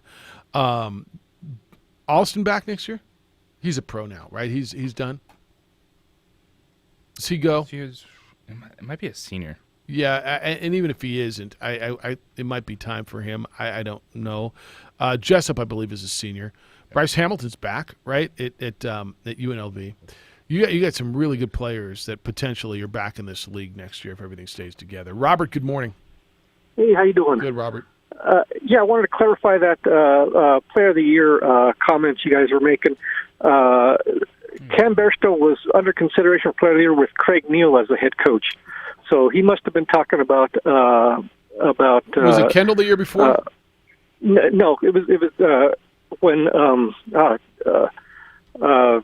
forget the name. Forget his name. The guard, real good guard we had. It wasn't Kendall Williams.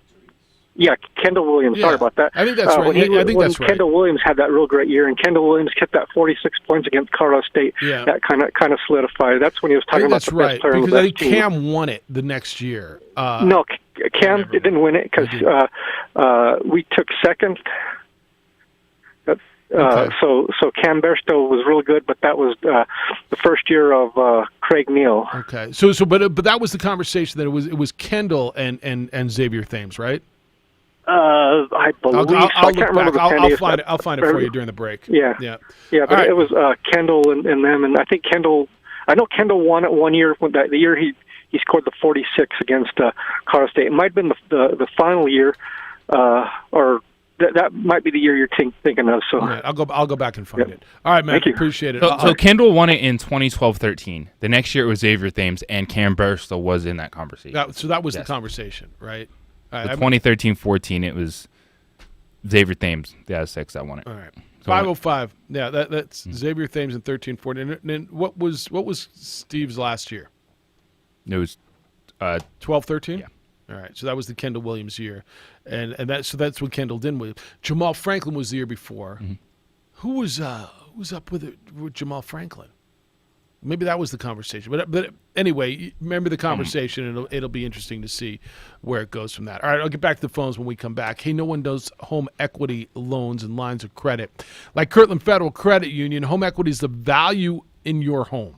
A home equity loan or line of credit lets you turn that value into cash or credit. So does your home need a new bathroom or a kitchen or just some upgrades? Check out Kirtland Federal Credit Union's home equity offerings. With Kirtland Federal Credit Union, there are zero closing costs. That could save you thousands of dollars on your home equity loan or line of credit. It's easy to apply, and you can save your cash or credit and use it for anything, an upgrade, an event, any expense you may have. Stop by and see the experts at Kirtland Federal Credit Union's Home Loan Center. It's at the corner of Jefferson and Osuna. Kirtland Federal Credit Union, they are more than military. They are for life. Kirtland Federal Credit Union is an equal housing lender federally insured by the NCUA.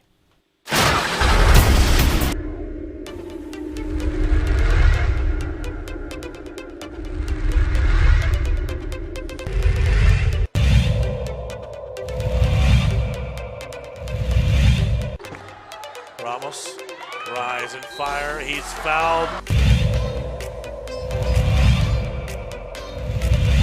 You know, he used to coach for Del Norte. And here's Voss all the way with the finish. He'll get the behind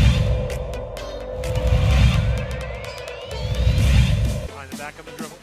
Tries to go up with the right hand. He changed hands in midair and hot it, sent it away.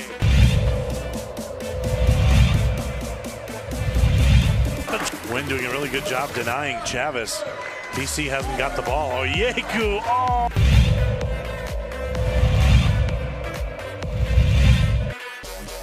Working against Watson. Oh, look at the spin move.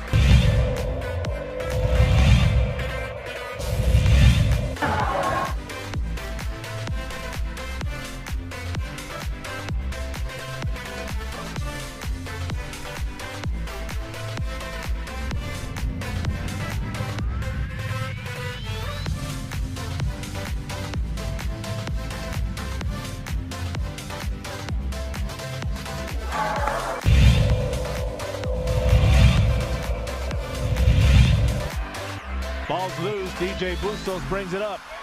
Bars Tompkins, alley-oop. How about it? That was redunculous.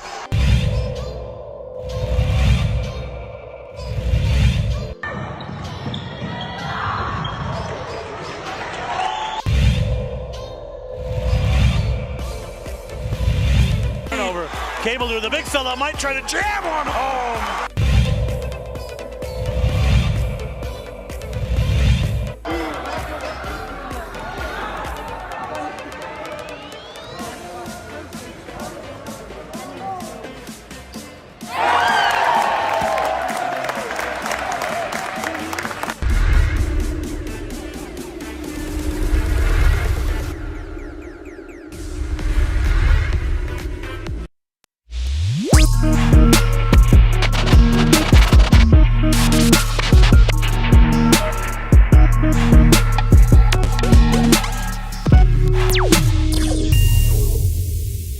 The world-famous Laguna Burger is beautifully handcrafted. A burger that's created from certified Angus beef, sinfully cooked to juicy perfection, and garnished with New Mexico's Hatch green chili. Tempt your taste buds with mouth-watering fresh ingredients. Cut! We're gonna need another Laguna Burger. Try the irresistible, world-famous Laguna Burger. Visit thelagunaburger.com. It's fresh with a kick. Take 32. Lava Rock Brewing Company, conveniently located on Albuquerque's west side, just south of I-40. You can come on in, enjoy our pizza, pasta, burgers, and more by Matucci's. It's all at Lava Rock. Lava Rock Brewing Company. Come on in.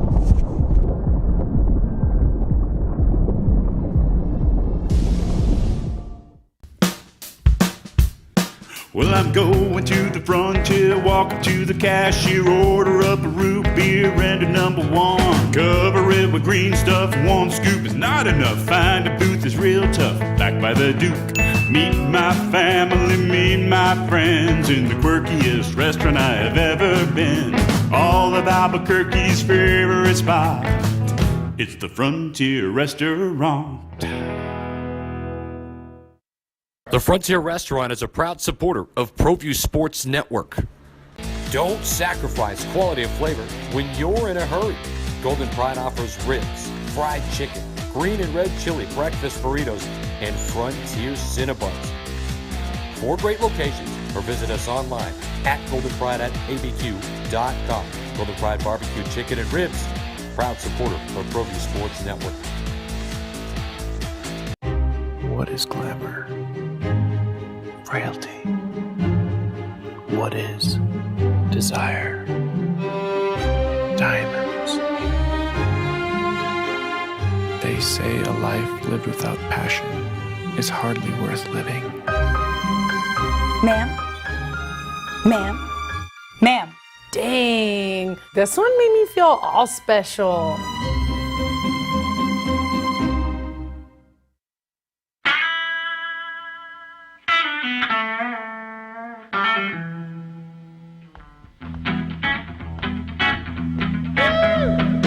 All right, we can go wherever you want. I figured today would mostly not be a lot of Astros talk, which is, I think, fine with the world at this point. Astros and the Dodgers are angry, and Manfred screwed up, and then he apologized for calling the trophy a hunk of metal. And more than just a piece of metal. Good Lord, have mercy. What do you play for? That piece of metal. This is a piece of metal. Who gives a damn? Just pay me. It's the opening drive. Jeff, JJ, Micah, J-Pole. Glad you're with us on 95.9 FM and AM 610, the Sports Animal. 2460610. Todd and Vista's listening for another few minutes. He's going to get in the car and go. So I told him we'd do our best to be bright-eyed and bushy-tailed and try to excel. Hello, John. How are you? Good, John. How you living? Let me get you off speakerphone there. Hey, I got to say something, man.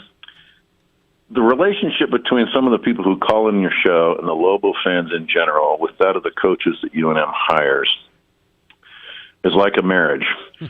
And the day after the wedding, one spouse says to the other, because they made a slight mistake, "You suck, you're terrible." And that festers and becomes extremely suffocating. I got to tell you, man, you got a a good coach in this basketball coach. I like other teams before I like the Lobos, but I do know that I think there's a good coach here. He's proved that he can win. He's had good players. And for some of the things that these people say, it's like being a newlywed and being constantly criticized. It's suffocating, and it destroys the ability for anything to happen positively. I feel sad for these people.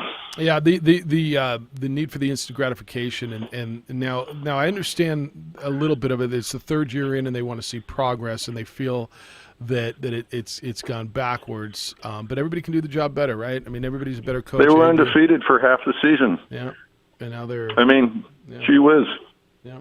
And at the end of the day, if they really want to step it up in that marriage, both sides have to pull. So when you see one positive, the other should be more positive. When one is weak, the other one is supportive. And I got to tell you what, man, if I was going to be in professional coaching and I was going to come coach a college team, I would think twice about coming to this town because of how suffocating it becomes, not after 2 or 3 or 4 years, but like right away. Yeah, it's a high-risk, high-reward place. It is, man. And there's no results to show that suffocating atmosphere actually helps the program. I think I agree. To the contrary. I think I agree with that as well. All right, man, good to hear you. Appreciate the call. Yeah. There's a lot to that. And I know the fans are going to say, well, we want results, and it's not getting better. But his point's not wrong. Now, when you're this program in this town, and this was the Fran Fraschilla conversation. I've told you that a million times. You know, Fran Fraschilla came in, I dealt with the media in New York. I can handle this. I can handle the fans' expectations. Well, in New York, you were 13th, 14th, 15th on the scale. You were after the Knicks and the Mets and the Jets and the Giants and the Yankees and, you know, the soccer team and I mean everybody, right? Oh yeah, St. John's plays basketball. Here you're everything, and it's a high risk, high reward, man. If you win, they'll love you until you leave them for UCLA, and if not, I mean, look at how Richie was treated.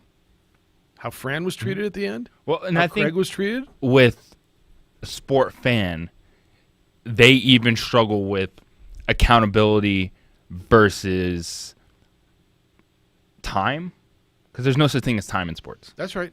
There's like no passion. You never have time to develop. You never have time to recruit. You never have time this or that. But I think some people feel that if you're not outwardly criticizing, then complacency is going to set in. And then you're like people are going to stop mediocrity. working if they don't hear just anger.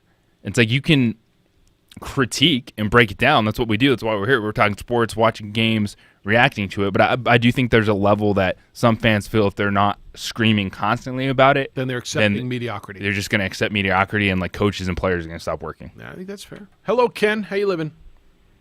Good, guys. You know, it's always been that way. I mean, we can critique the fans for being too passionate or too critical. It's always been that way. It's been that way since they opened the pit.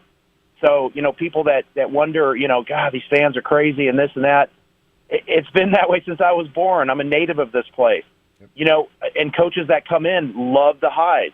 The highs are great as, you know, you could put it up against, you know, Kansas or Duke when we're in that building and the roof is about to blow off that place.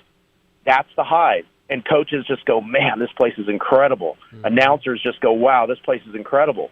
But you also got to take the lows. The lows are just as, you know, as opposite as the highs. High risk, high reward. Yep. That's right. That's the job. And people that call and say, oh, these fans are this and that. It's always been that way, and it will always be that way. Ken, look how it ended for everybody. And I go back on it, and I've never really thought of it in this perspective. I mean, you can work your way back. How, you know, it's where Paul's being right now. How it was for Craig at the end, for Schilla, for Richie, even for Dave Bliss at the end. That's as far back as I go, and I've heard it wasn't great, you know, at the end for Colson and all those things. It's like is there only how does it end well? I always ask these things. Right. Like if you get into a situation, how's this thing going to end well, right? Did it end well for any of them? Any of them? Even for Nope. Steve, and he left on his own accord, so it didn't end well because he said he had agreed to a 10-year or whatever the extension was, and then 3 days later he's out the door. Like who has it ended well for? Well, and last night at the pit, I actually was sad. I got a little bit sad because I saw the crowd and I saw the atmosphere, and it was electric. It was awesome. And what made me sad is I look at one side of the bench and see Alford and his staff and say that coaching staff is worthy of coaching this team in this building. They know what it's about. They know the importance of Lobo basketball to this community. And on the other side, I just don't think we're has that ability to get this program up to where the fans are. Yeah. The fans are all in. Yeah. I'm ready to spend money. I'm ready to buy T-shirts. I'm ready to buy hot dogs. I am all in. Let's go to Vegas. Let's go. Let's get a bus. Let's go. We're all in. But when you look at that coaching staff, I don't see the ability to raise this team's level up to the level of what we expect as a fan base by the thousands. We're not talking a couple of hundred people here. We're talking an entire state is ready to explode and support this team. And look what they did last night to basically a losing record in the conference. We showed up. We brought it. I mean, we were there. We did what we were supposed to do. But what were you there for last night? I mean, I know what you were there for. What was the majority of them there for? Were they there for this team, or were they there to boo the other guy? Well, I think there's a little of both. I think when it first started, it was just kind of like, people were hurt. People were still upset. This was their chance to kind of like display their emotion because they never really had a chance. So this was everybody's kind of like, this was deep down animosity that, hey, this guy really messed us up here. So, but then once the game started, we wanted to win the game. I mean, big time. We wanted to beat our old coach. You should. And to get swept, to get swept, it just hurts. As a fan, it just hurts to get swept. And, can we get one? Can we get that pit magic and win one game in the pit? And I just think, I feel bad for Weir. I keep saying I think he's an awesome person. This job is just too big for him. They need to go out and get an established coach. They need to throw, close to $1 million. This is the starting pay. And go get, a major coach that no more assistants. We can't get assistants. We can't get one-year coaches. And try our best to get a good coach. And if we can't, well, we can't. But at least put it out there. $1 million. Let's go. Send in your resumes and see what comes in, and hopefully somebody is big enough for this job, because it is a big job. Even though we haven't really done anything, we haven't gone to the Final Four. Yeah. I understand that, Sweet 16. But for us as fans, we care about this team just like they went to the Final Four last year. Yeah. And I can't change it. No, I got it. And keep being passionate, Ken. I got to take a break, but appreciate you. All right, back to the phones, and we're going to hear from Steve. Also, what Alfred thought about coming down the road. And real quick, we can discuss fans, and we always will, because that is part of the topic. When it's all said and done, I will still take the passion that this place has for college basketball over apathy. No doubt. And that's why people keep coming here. That's why the job is sought after, and that's why you still love it. It's the opening drive on 95.9 FM at AM 610, the sports animal.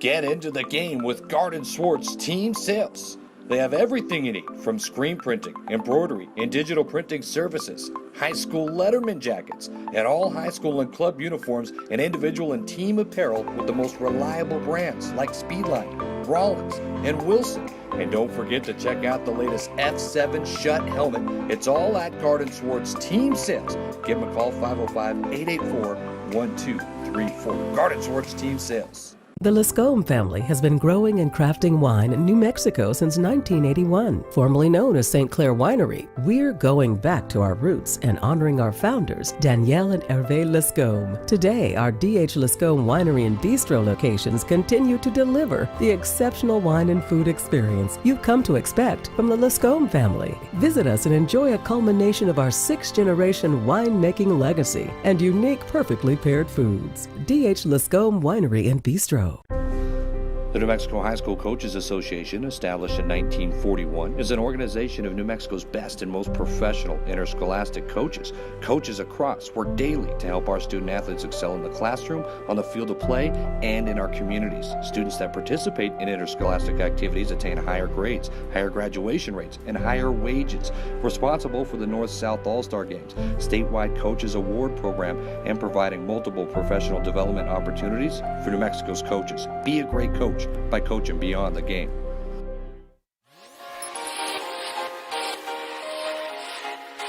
Folks, there's no other way but to be all in. Either he's Lord of all or he is not Lord at all. And you can experience the real and authentic, true life change that only God can provide to humanity. See, when we truly encounter Jesus and purpose to know him and follow his teachings, #life change will occur.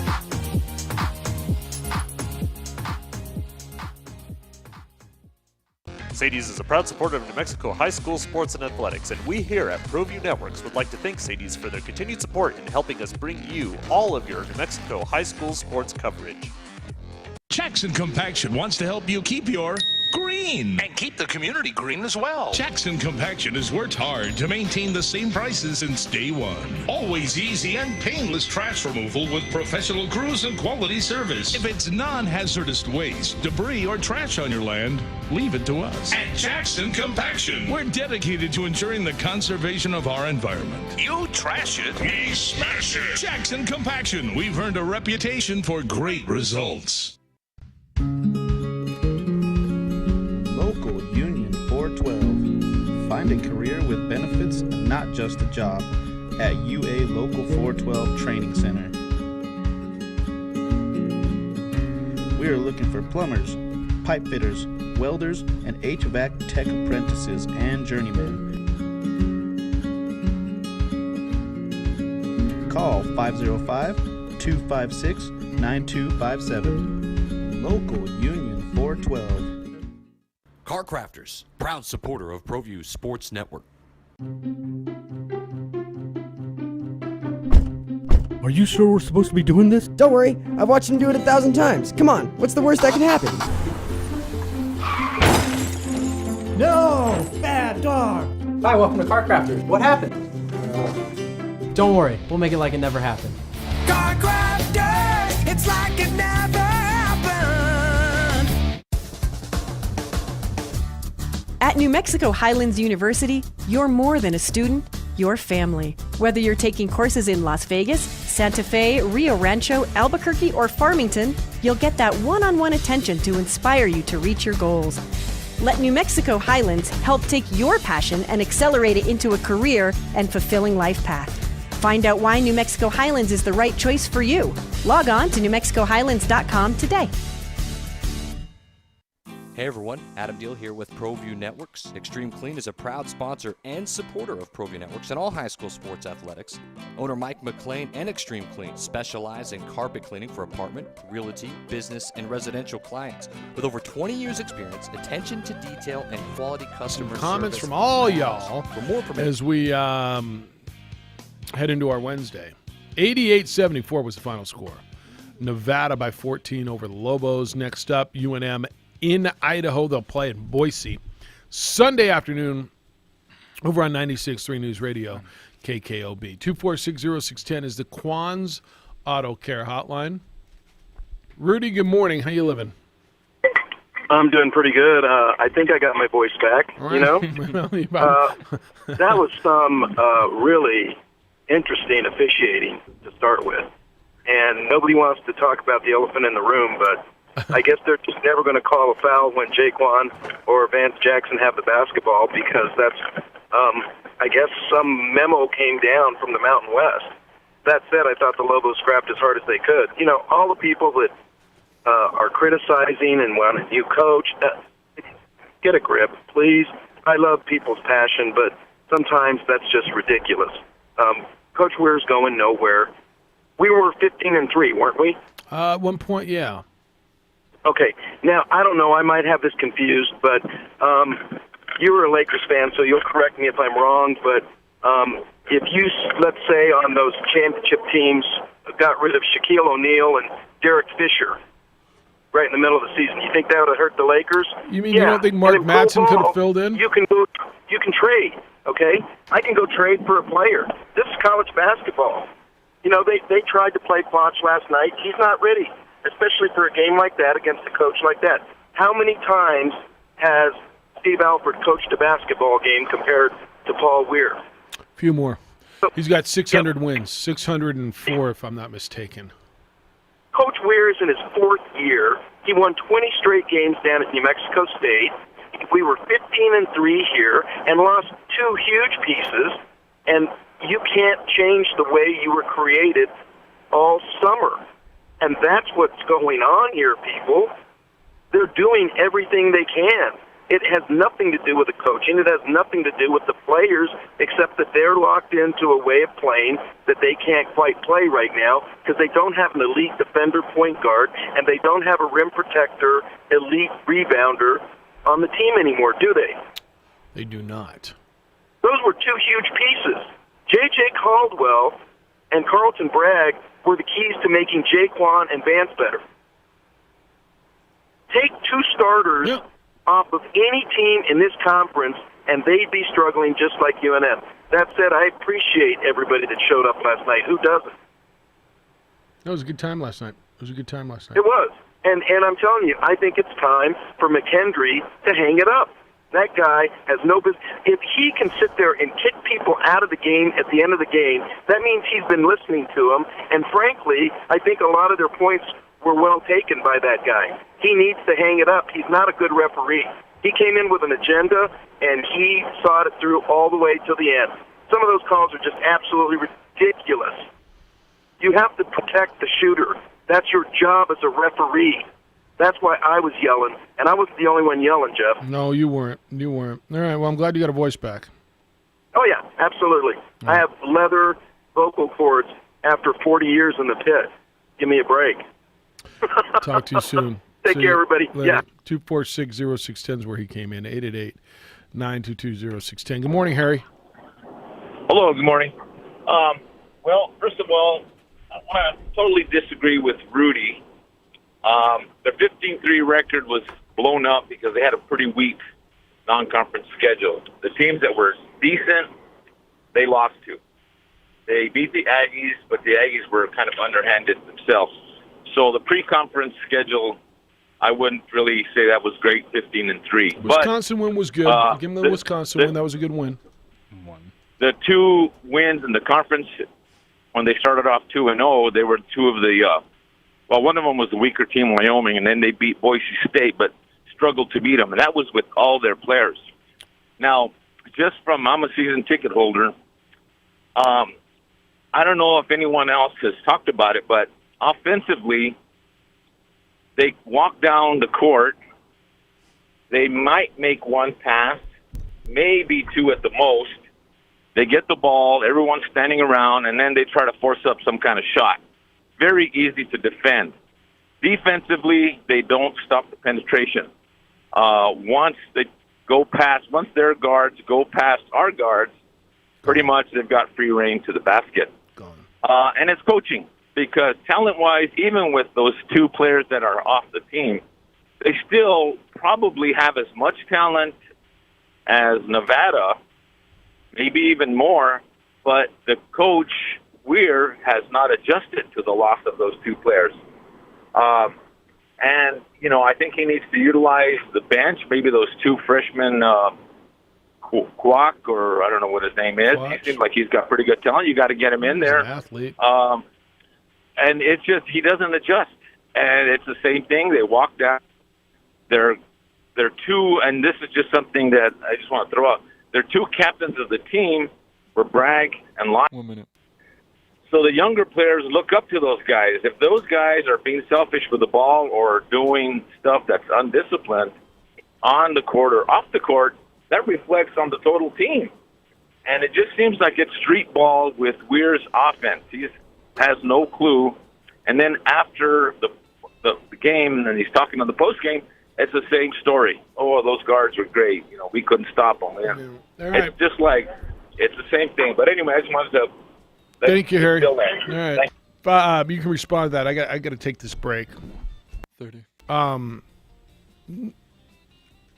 running an offense. It's more the street ball, but there are times, JJ, you get frustrated, come down, and it's no or one pass, and it's jacking a three, and you're going, what are we doing? And then you see the ball movement of opponents, and you wonder why they're guarded. 15. Opening drive, Jeff, JJ, Micah, J. Paul. Back to it when we come back on 95.9 FM and AM 610, the Sports Animal.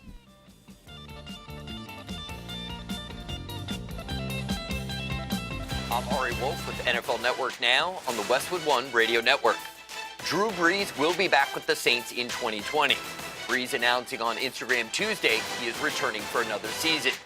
Brees in his post says he looks forward to the grind and the journey and says let's make another run at it.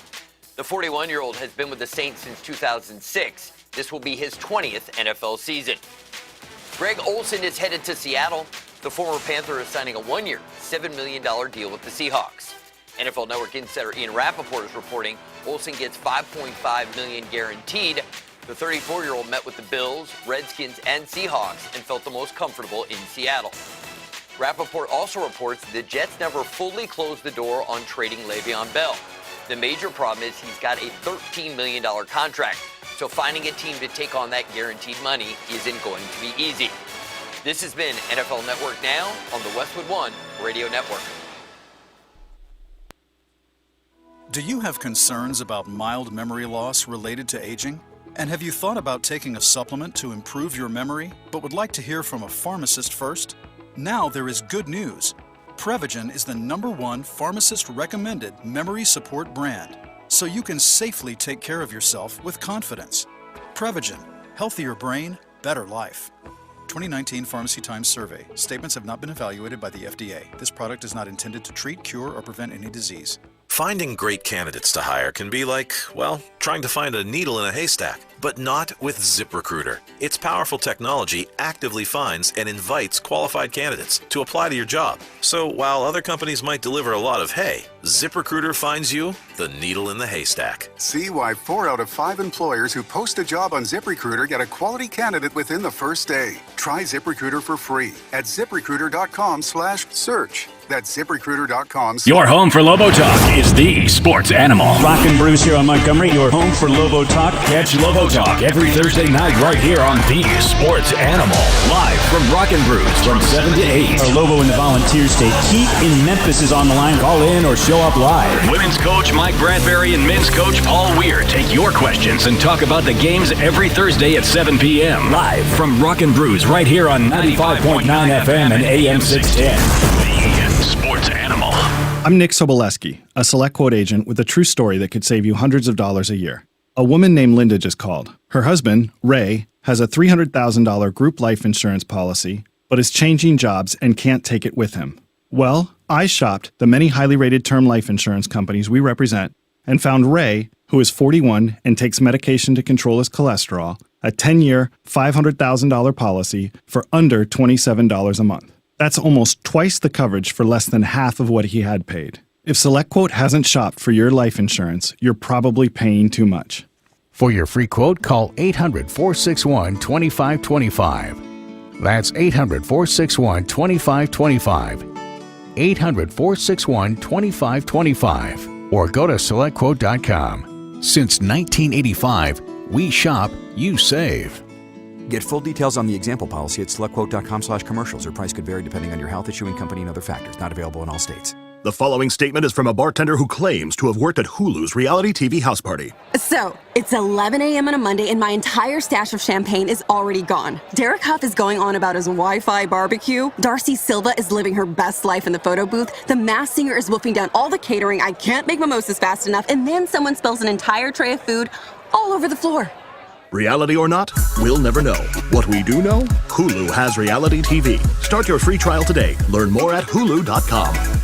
For years, Ben Lucero and Indigo Mortgage has been telling you when you need a mortgage loan, shop around even if it means you get an offer from the competition. Michael Carlisle here. A recent study shows first-time home buyers are the most likely to shop around, but they rely heavily on big internet lenders. That's a bad move because those internet lenders are notorious for taking advantage of first-time home buyers and anyone looking for a loan who isn't getting multiple offers. If you shop around, you're likely to save thousands of dollars in unnecessary points and fees. Just recently, Indigo Mortgage has heard from 5 different borrowers who got hooked up with that lender that rhymes with pocket. In all 5 cases, Indigo Mortgage was able to get a rate a quarter to a half point lower and saved up to $4,000 in fees.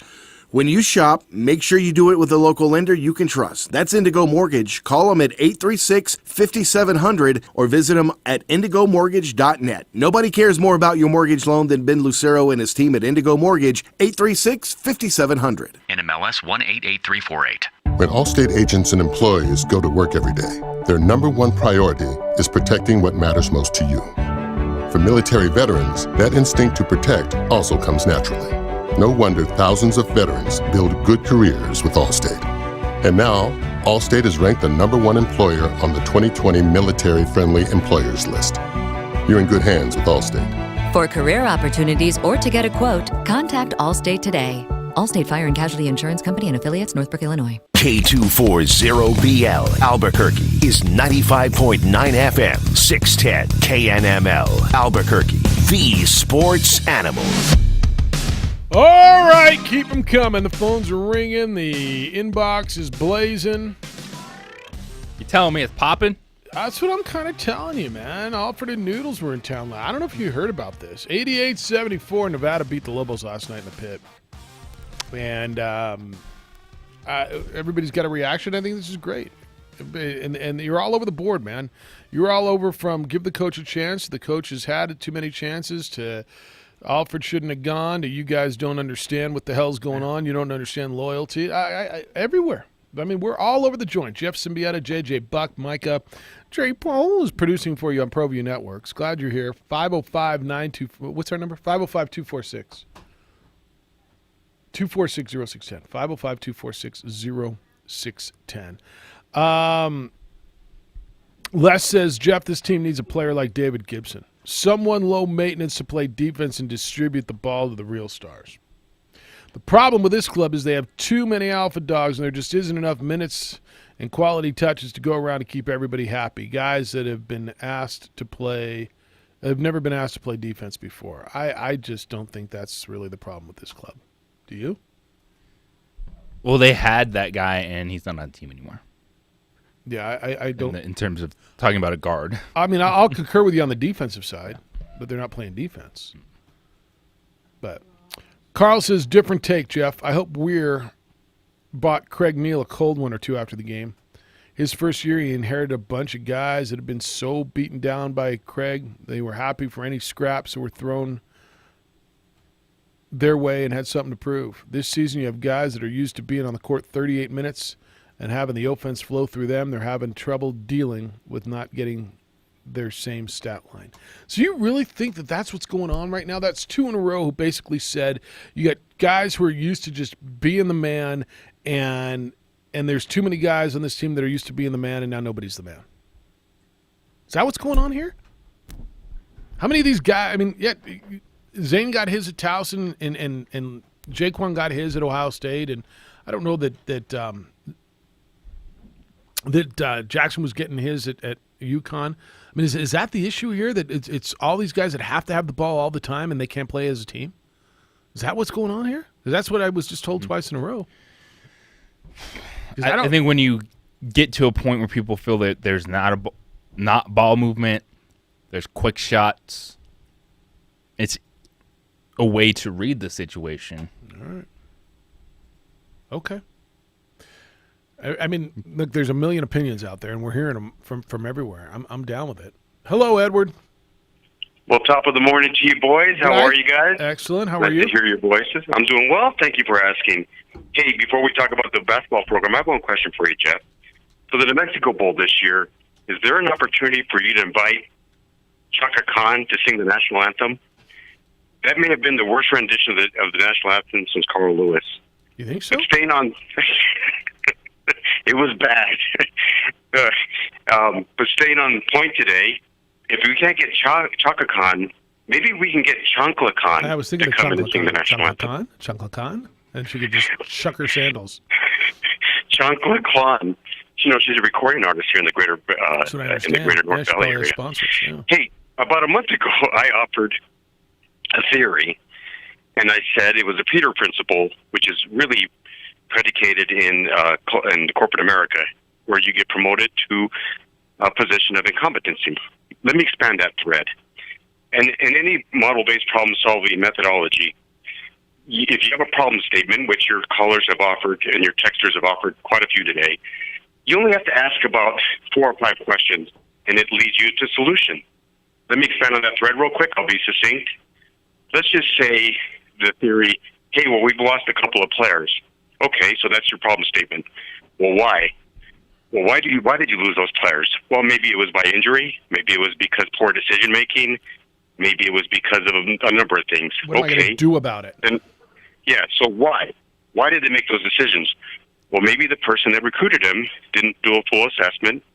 These are just theories, by the way. These are my theories. Or sometimes things. Maybe they didn't do a full assessment of the kids, and maybe they didn't do a good recruiting job. Well, why? Well, maybe because the individual doing the recruiting maybe isn't that good of a recruiter. Well, why? I think that's too simplistic, though. I mean, maybe, or you're completely absolving the individual of any responsibility here. So you did preface it with maybe, and so I guess maybe, or maybe he did, and the individual screwed up and didn't hold up their end of the bargain. Exactly, Jeff. Exactly, and you're validating my point. So if you went on the thread of the people didn't hold up their end of the deal, and they didn't hold themselves to a high standard, well, then why? Well, maybe the person who's in charge of the program lacks the skill set to build culture. Well, why? Maybe. Well, maybe because he didn't develop those skill set at a previous job. Hence, getting promoted to a position of incompetency. Yeah. Whatever the reasons are for losing players, whatever the reason is we can't play defense, whatever the reason is they can't execute on the floor, whatever the reason is, hey, they're used to getting 38 minutes and being the man, and now they can't take on a new role, all signs point to lack of organizational control and culture. And we're 4 or 5 years in. It's not to blast the coach. He's probably a great guy and a very intelligent man. All you can do is look at the data presented in front of you and say, what we're doing ain't working. And it leads to existential despair.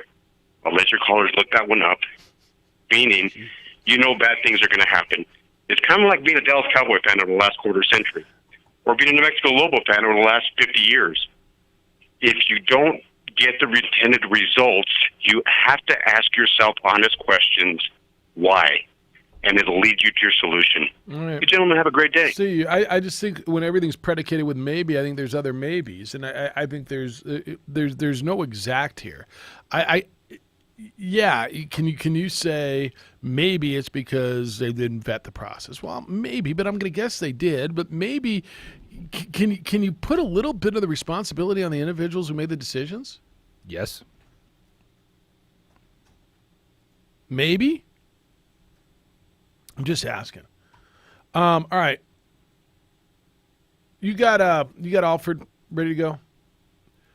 This is I'm trying to sneak this in, but the calls have been coming in. It's really good, keep them coming. So this is Steve after the game talking about coming down the ramp for the first time since he left as an opposing coach.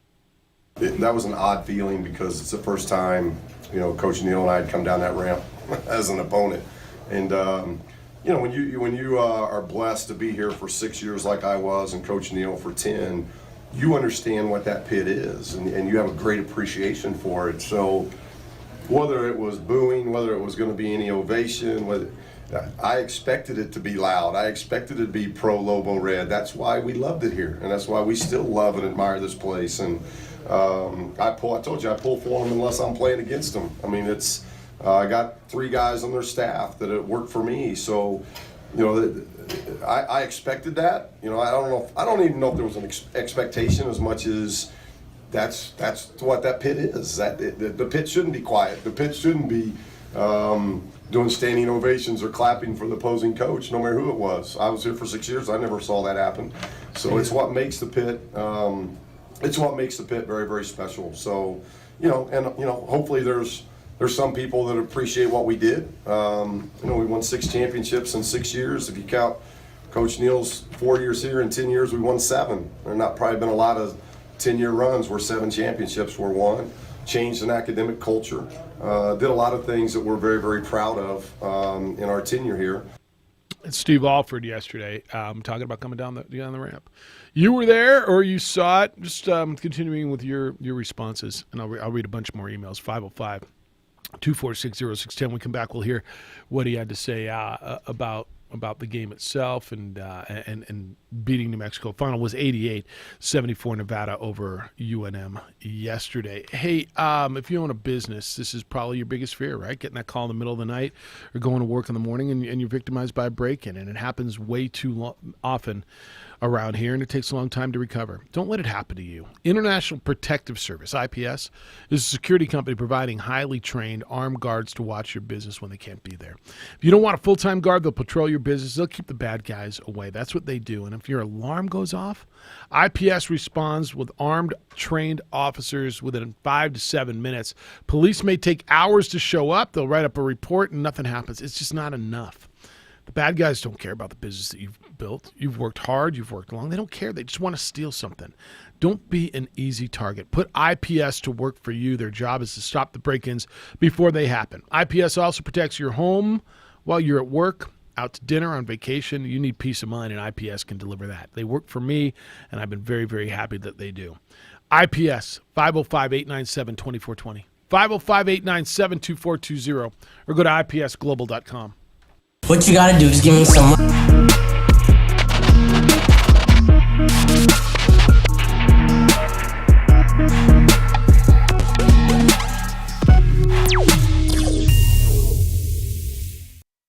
The world-famous Laguna Burger is beautifully handcrafted. A burger that's created from certified Angus beef, sinfully cooked to juicy perfection, and garnished with New Mexico's Hatch green chili. Tempt your taste buds with mouth-watering fresh ingredients. Cut! We're gonna need another Laguna Burger. Try the irresistible, world-famous Laguna Burger. Visit thelagunaburger.com. It's fresh with a kick. Take 32. Lava Rock Brewing Company, conveniently located on Albuquerque's west side, just south of I-40. You can come on in, enjoy our pizza, pasta, burgers, and more by Matucci's. It's all at Lava Rock. Lava Rock Brewing Company, come on in.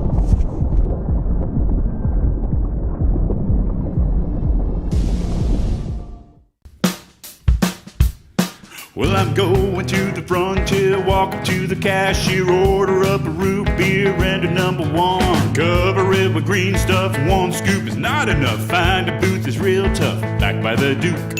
Meet my family, meet my friends in the quirkiest restaurant I have ever been. All of Albuquerque's favorite spot, it's the Frontier Restaurant.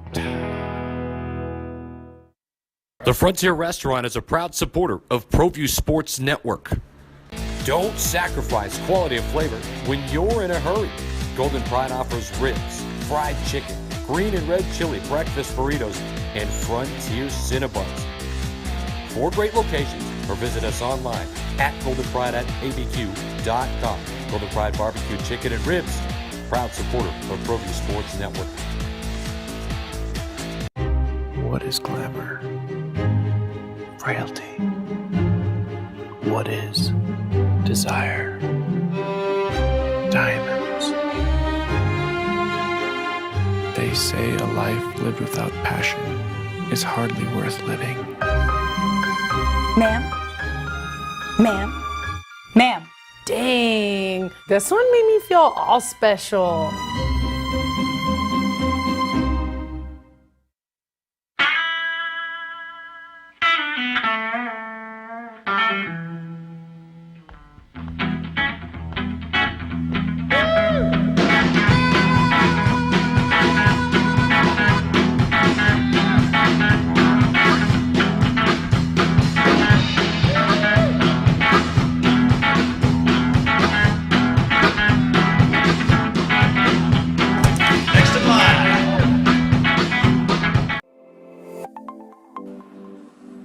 into the game with Garden Swartz Team Sales. They have everything you need, from screen printing, embroidery, and digital printing services, high school letterman jackets, and all high school and club uniforms, and individual and team apparel with the most reliable brands like Speedline, Rollins, and Wilson. And don't forget to check out the latest F7 Shut helmet. It's all at Garden Swartz Team Sales. Give them a call, 505-884-1234. Garden Swartz Team Sales. The Lascombe family has been growing and crafting wine in New Mexico since 1981. Formerly known as St. Clair Winery, we're going back to our roots and honoring our founders, Danielle and Hervé Lascombe. Today, our D.H. Lascombe Winery and Bistro locations continue to deliver the exceptional wine and food experience you've come to expect from the Lascombe family. Visit us and enjoy a culmination of our 6th-generation winemaking legacy and unique, perfectly paired foods. D.H. Lascombe Winery and Bistro. The New Mexico High School Coaches Association, established in 1941, is an organization of New Mexico's best and most professional interscholastic coaches. Coaches across work daily to help our student athletes excel in the classroom, on the field of play, and in our communities. Students that participate in interscholastic activities attain higher grades, higher graduation rates, and higher wages. Responsible for the North-South All-Star Games, statewide Coaches Award Program, and providing multiple professional development opportunities for New Mexico's coaches. Be a great coach by coaching beyond the game.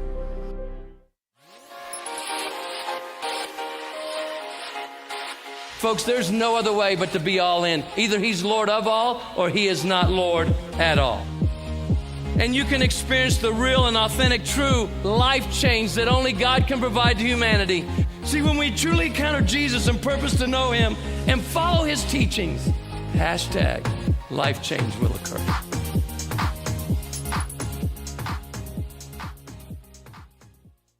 Sadie's is a proud supporter of New Mexico high school sports and athletics, and we here at ProView Networks would like to thank Sadie's for their continued support in helping us bring you all of your New Mexico high school sports coverage.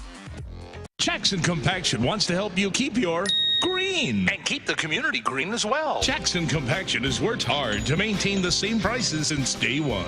Always easy and painless trash removal with professional crews and quality service. If it's non-hazardous waste, debris, or trash on your land, leave it to us. At Jackson Compaction, we're dedicated to ensuring the conservation of our environment. You trash it, we smash it. Jackson Compaction, we've earned a reputation for great results.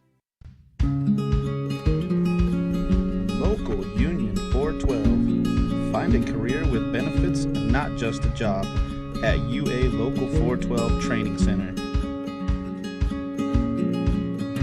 We are looking for plumbers, pipe fitters, welders, and HVAC tech apprentices and journeymen.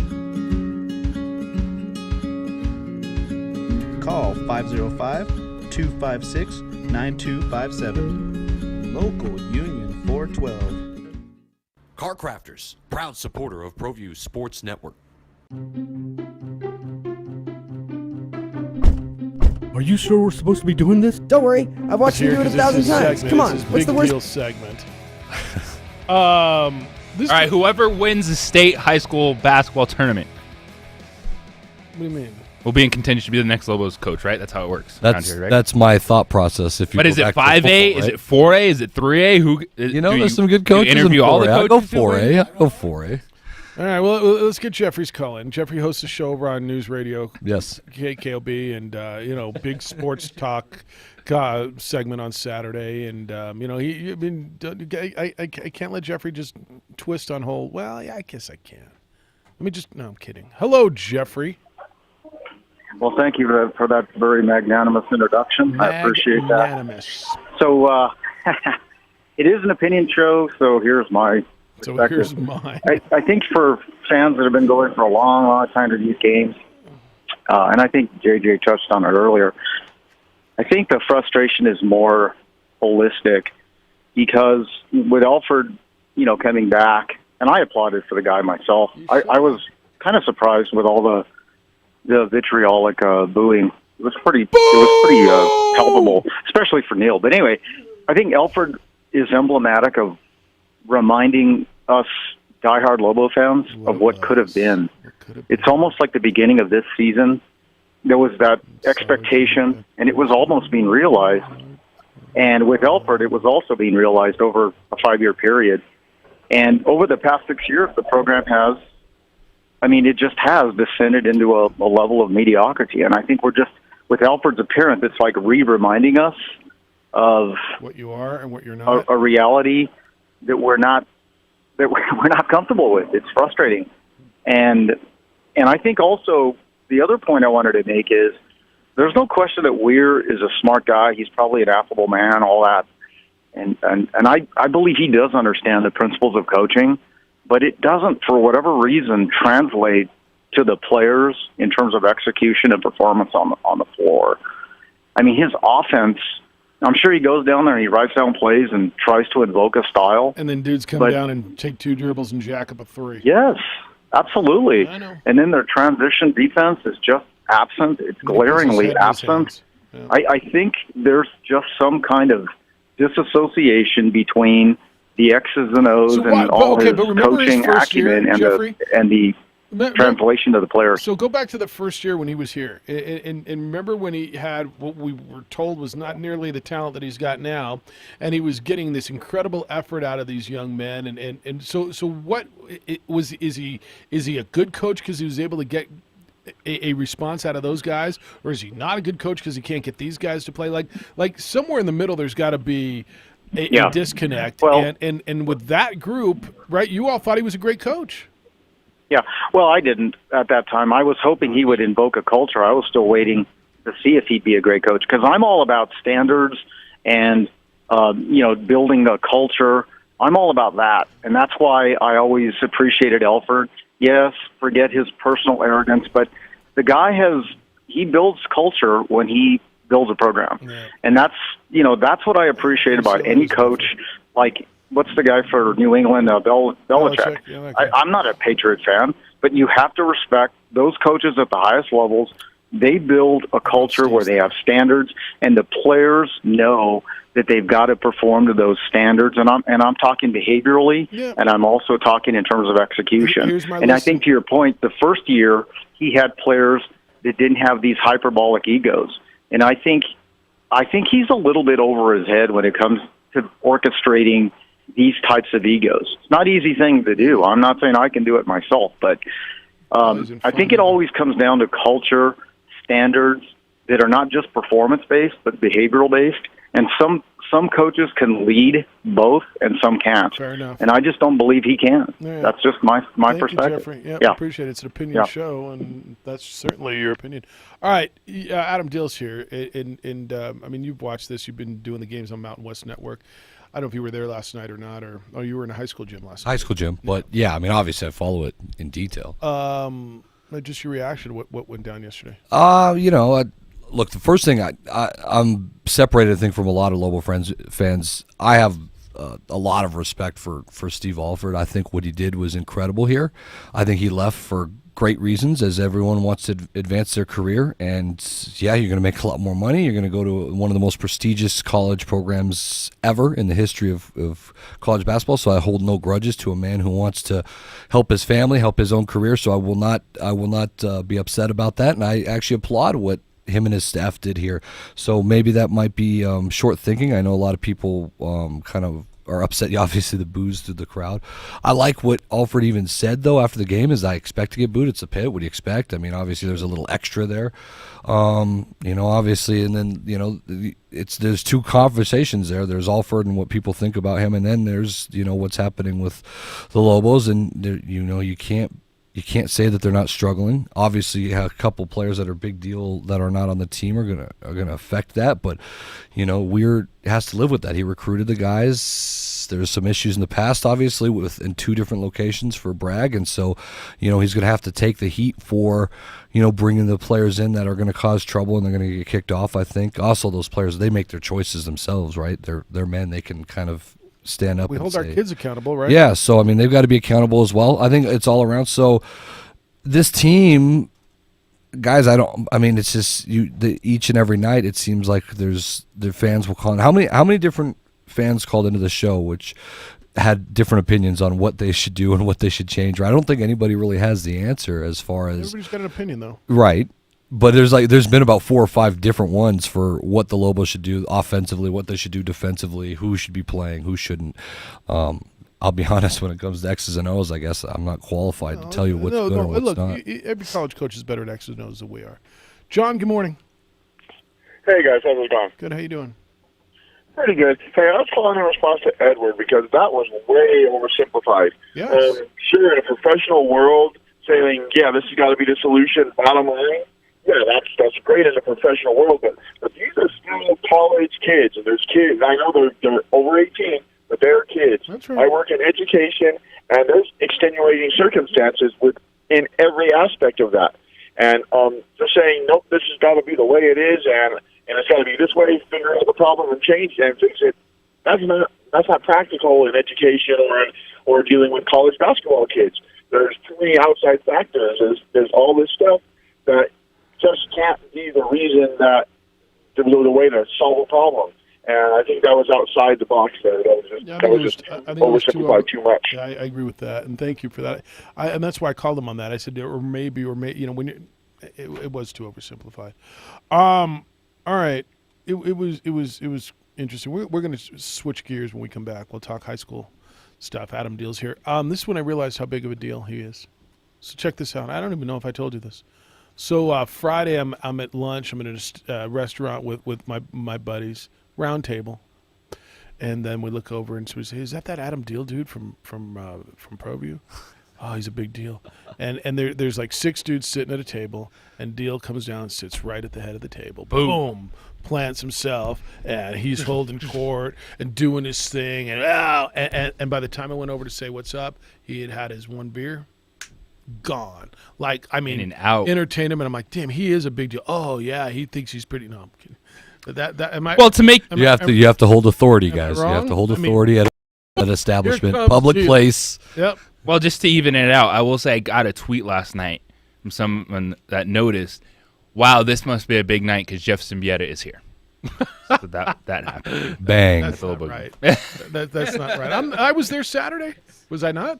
You were incognito. It was the sunglasses. Well, but we you had to go snuck down. in. We had to go Yeah, down. when you on have the to start court. going incognito, that's when you've made it big. We had to go down the court and do the little wave for. We were the sponsor last night. Might have caught everyone off guard with what the kind of the flannel pattern on Saturday. That's right. I did go flannel and shades, whoa. and if I wore the beanie and the beard, nobody knows who I am. I did. I took Addie down on the floor last night and let her experience that a little bit. So I was a little more front and center. All right, you want to talk high school sports when we get back? That's it. All right, I got to tell you about this place. How's your car looking? Yeah. Need a little something? Yeah. Detail your vehicle. Call On the Spot Auto Detailing. They will come to you. I know Adam Deal. If you're like Adam Deal, you are. I mean, while you're sitting and holding court at that restaurant, they could be in the parking lot detailing your vehicle. They can fix rock chips, the gravel roads, the careless drivers. It's tough on your vehicle in New Mexico. You need to call On the Spot Auto Detailing. So if you're like Adam Deal and you're holding court at your big business meeting at lunch, or you're at the office, or maybe you're calling the biggest game in the state, they'll protect your vehicle's paint from a regular wax job all the way to a ceramic coating that lasts up to 5 years. You got a lot invested in your car if you're Adam Deal. And if you're you, make sure you protect it. You don't have to take it anywhere. This is the beauty of On the Spot Auto Detailing. They come to you at home, at work, wherever and whenever is convenient for you, and they'll give your vehicle that thorough cleaning inside and out. Stains, spills, pet hair, it's all gone. Those big car washes make you wait in line. Hundreds of cars go through them every day, and unless they keep those brushes clean, they may scratch your paint. And they're done in like 7 minutes. 7 minutes! How good of a job can they do in 7 minutes? Certainly not what On the Spot Auto Detailing is going to do. They'll spend an hour or more to get the job done right. The number is 505-859-2859. 505-859-2859 or go to otsdetailing.com. The Sports Bar with Michael and Mike. No! Bad dog! Hi, welcome to Car Crafters. What happened? Don't worry, we'll make it like it never happened. Car Crafters! It's like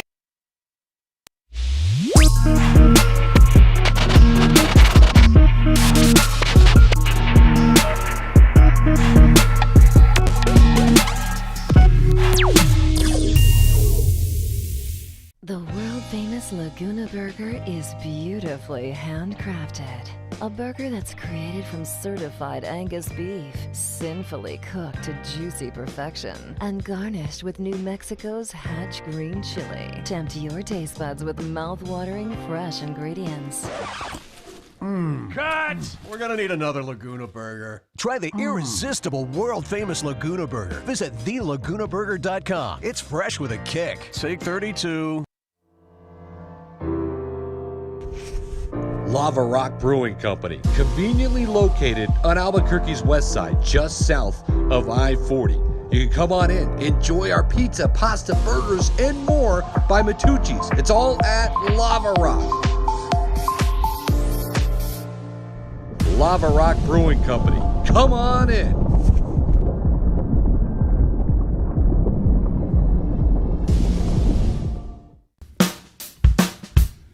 Well, I'm going to the frontier, walk up to the cashier, order up a root beer and a number one. Cover it with green stuff, one scoop is not enough. Find a booth is real tough, back by the Duke.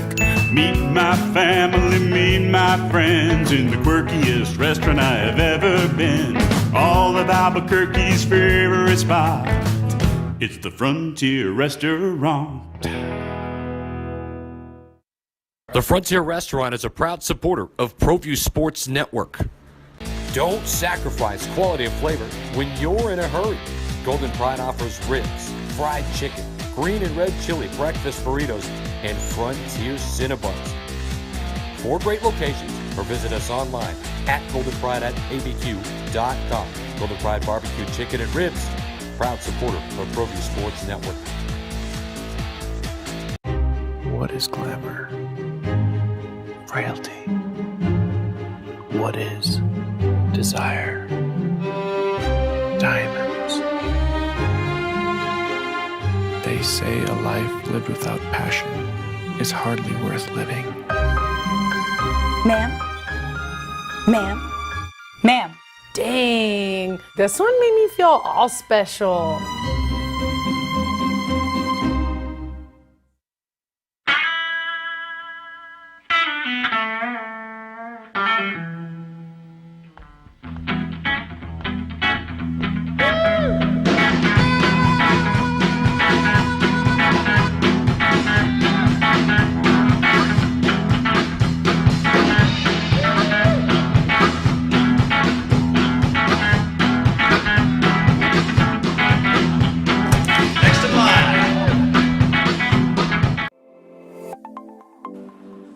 Get into the game with Garden Swartz Team Sales. They have everything you need, from screen printing, embroidery. Dad, who saw you? Is that big deal? I'm like, huge deal. Look at it. It's the opening drive. We're on 95.9 FM and AM 610, the Sports Animal. You can watch worldwide. Look at all the email. How am I going to get to all these emails with Deal in here? And I mean, you got to do what you got to do. Oh my God! Jeff, JJ, and Hoser. Did I really? Did I do that earlier? There's a couple times here and there. Yeah, it's because he called in, so he's on top of and I spent time with him yesterday. Richard wants to know where they got all the cheerleaders last night, Jeff. I've never seen as many as it were Wise Pies last night. They bring in a few from the transfer portal. Mm-hmm. Maybe they brought a few back from the Alfred era, for all I know. He took them all to lunch yesterday. They've been hitting the transfer market hard for the cheerleaders. What do I know? All right, you guys are killing it on the ProView Network sports coverage. JJ's been doing games. You had El Dorado La Cueva on Friday night. You were down in Valencia County. We got a state tournament coming up here soon. We got a problem with the Pecos boys basketball coach being jailed for an assistant. Was it all right? Assistant coach. Not the man. Not the man himself, an assistant. No, Ira Harge Jr. Not Ira Harge Jr. I saw Ira Harge Sr. the other day. It's kind of cool. All right, we'll take it. I mean, go. What do I got to know? Because we're here now. Yeah, it's here. So you're going to find out district champs this week, all regular season district champs. Which, by the way, you could really start seeding the tournament if you do the formula from the NMAA. Tournament will have no bearing other than if you get wins against district champ, which is that's possible. But wait. The district tournaments will have no bearing unless you beat the district champ. Yeah, because district champs. So what are we paying, just for money? Let me. Is it TV money? Or it's literally that is what it is. It's money. It's extra money. Good rivalries. Gate. So that's, I mean, or else they would have done away with this. I'm all about Now, the only other thing is just like conference tournaments in college, you get an automatic bid if you win. I think it's only happened like twice where it's a team that's not going to get in the tournament just catches fire, right? I mean, there's 16 teams that make the tournament. So how many teams are there? For 5A boys, there's 27 teams, and so 16 make the tournament. So it is competitive for the 16 spot. I'll tell you that. There's about 3 or 4 teams. I've just released a bracketology, like, kind of what Joe Lenardi does, Palm. right? Yeah, well, no. Jerry Palm on this. Jerry Palm. Jerry, that was very rude of me. I apologize. Up. And I do listen to Jerry Palm, and he's amazing on here. I do, so I'm sorry about that. Yes, that was bad. But I've released the 5A girls, 5A boys. I've do mine different, so I'm just projecting what the week is going to go. For example, like in boys 5A, there's a lot of ifs here. So Cleveland kind of hurt themselves starting 0-3 in district on the boys' side. Well, they've won their last few games, and now they're back in the mix, and Etrisco lost 2 in a row. So if Etrisco loses to Volcano Vista and Cleveland wins both their games, there'll be a 3-way tie, which I anticipate happening. So I do my bracketology based off of that.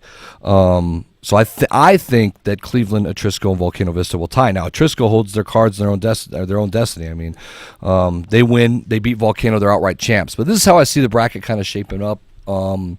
Right now in the 5A boys, you can see it on Pro V Networks. But I got Cleveland as 1, Las Cruces 2, Volcano 3, Santa Fe 4, which Santa Fe fans don't like that. Santa Fe 4, Capital 5, Oñate 6, Clovis 7, Hobbs 8, Etrisco 9, La Cueva 10. That's winning the district, by the way. That would push El Dorado past them. Font. Yeah, that's, like it's all right. And then Rio Rancho 12, Roswell 13, Centennial 14, Carlsbad 15, Cibola 16 with West Mesa kind of on the bubble. J. Paul, why'd you put? I don't like the B's on there. They look like A's or something. That's Josh Brown, right? Yeah, Fine. That's fine. It's an opinion show. Everybody's got an opinion. Everyone's got an opinion. Yeah, that's all right. Fine, deal with it. I'm not changing it. Just asking. So you got West Mesa as the last team out. Yeah, it's possible. They have a head-to-head loss to Cibola and other criteria. Didn't they play El Dorado last night? They got hammered. And that was their chance. Like, if they won, they would have finished above El Dorado in district play, which they would have had to have been in. Everybody but J. Paul. Where's J. Paul? Didn't put himself up. Yeah. All right. What game are you doing this week? Cleveland to Rio Rancho. It was a good one. Mm-hmm. That is a good. Listen, we're going to find out. I'll be at Volcano Etrisco, so we'll be texting each other, JJ and I, because that night will settle. Because Etrisco wins, right? They win the district. Etrisco wins, they outright win it. Now, if they outright win it, that means Volcano and Cleveland have to be seated behind them. I'm telling you, Etrisco is no higher than an 8, maybe a 7 because those teams. But that would mean Volcano and Cleveland would slip to like an 8-9 seed, and one of them wouldn't get a home game. They're the 2 of the 3 best teams in the state. There's no one that would tell you otherwise. Ship them out. So if Volcano win, though, and Cleveland can find a way to win, I think there'll be a 3-way tie, which then the NMA could take any of those teams above each other, which then Cleveland would be the 1 seed. So we'll see. Etrisco obviously has beaten Volcano already at the buzzer. So, that game is going to be on Friday night. Tonight we've got monster games too. So Rio Rancho is going to play Volcano. They actually, with a win, can still win the district too if they go and beat Cleveland the game that you have, because they beat Etrisco last week. So there's a lot of different scenarios. Cleveland will play Cibola also on Pro V Networks tonight.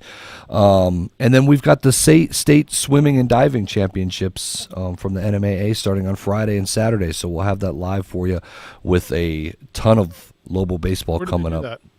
Over on which natatorium? Academy. They do it there. That's very nice. They do it there. Yeah, it's a very nice place.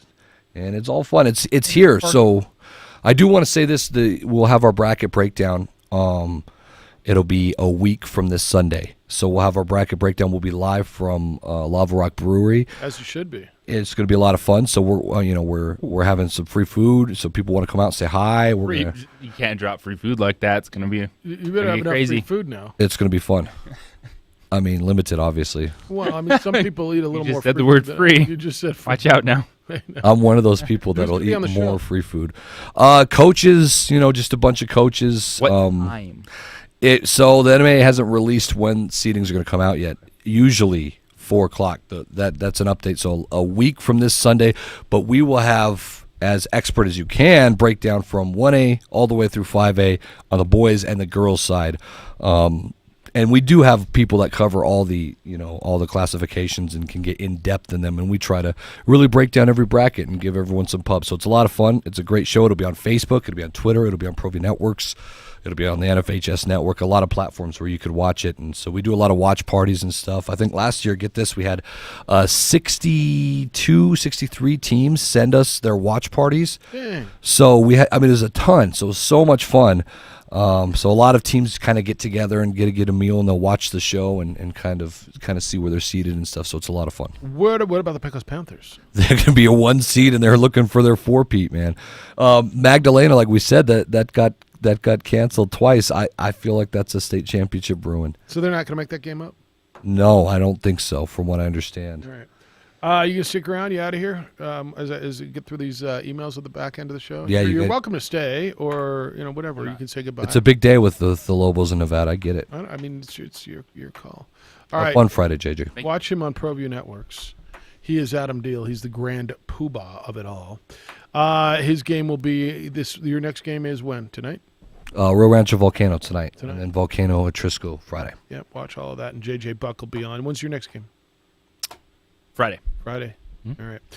All right, we'll come back, wrap it up. I got a bunch of emails that I want to get through. Really good points still to be made on the opening drive. On 95.9 FM and AM 610, the Sports Animal.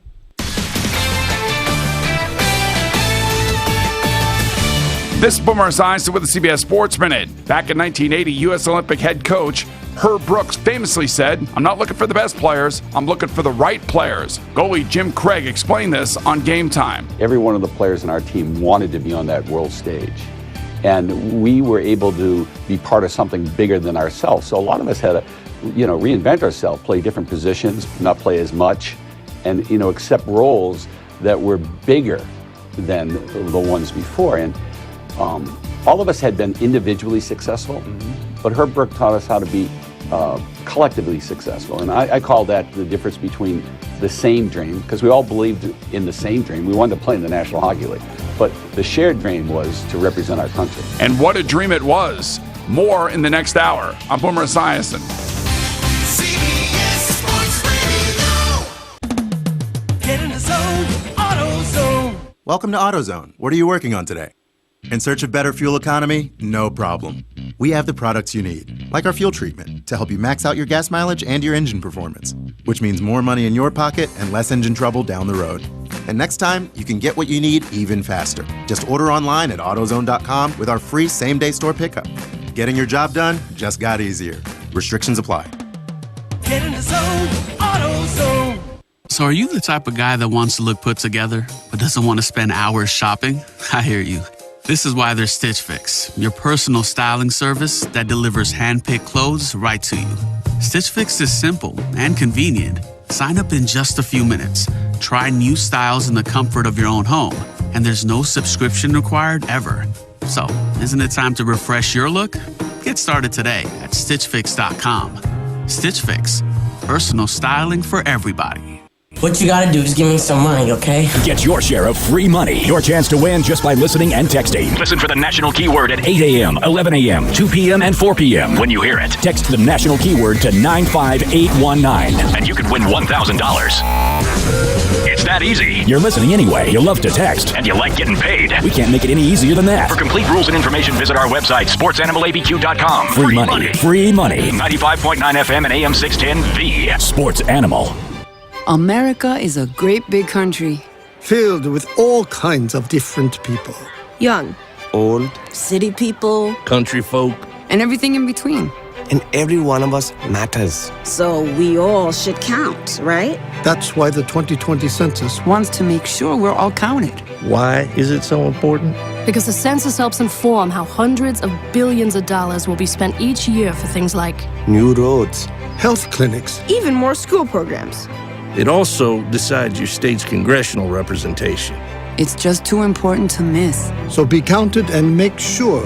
Your neighborhood counts. Your family counts. Take the 2020 census. Take the 2020 census. Come on, take the 2020 census. And make sure you count. Shape your future. Start here. Learn more at 2020census.gov. Paid for by U.S. Census Bureau. If you own an SUV or light truck, finding the perfect tire just got easier. Let Leonard Tire and Automotive Repair show you what the Yokohama Geolander HT Geo 56 can do for your daily drive. It's one of the longest lasting tires on the road, is built for all-weather handling, and offers an amazingly quiet and comfortable ride. All this and a mileage warranty up to 70,000 miles. And right now, for a limited time, buy 3 select Yokohama tires and get 1 free at Leonard Tire and Automotive Repair, your full-service auto shop, 2nd and Lomas or Eubank and Manal. Improve your home.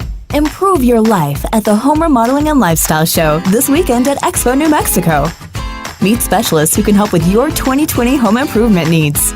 $2 discount admission at abqhomeshows.com.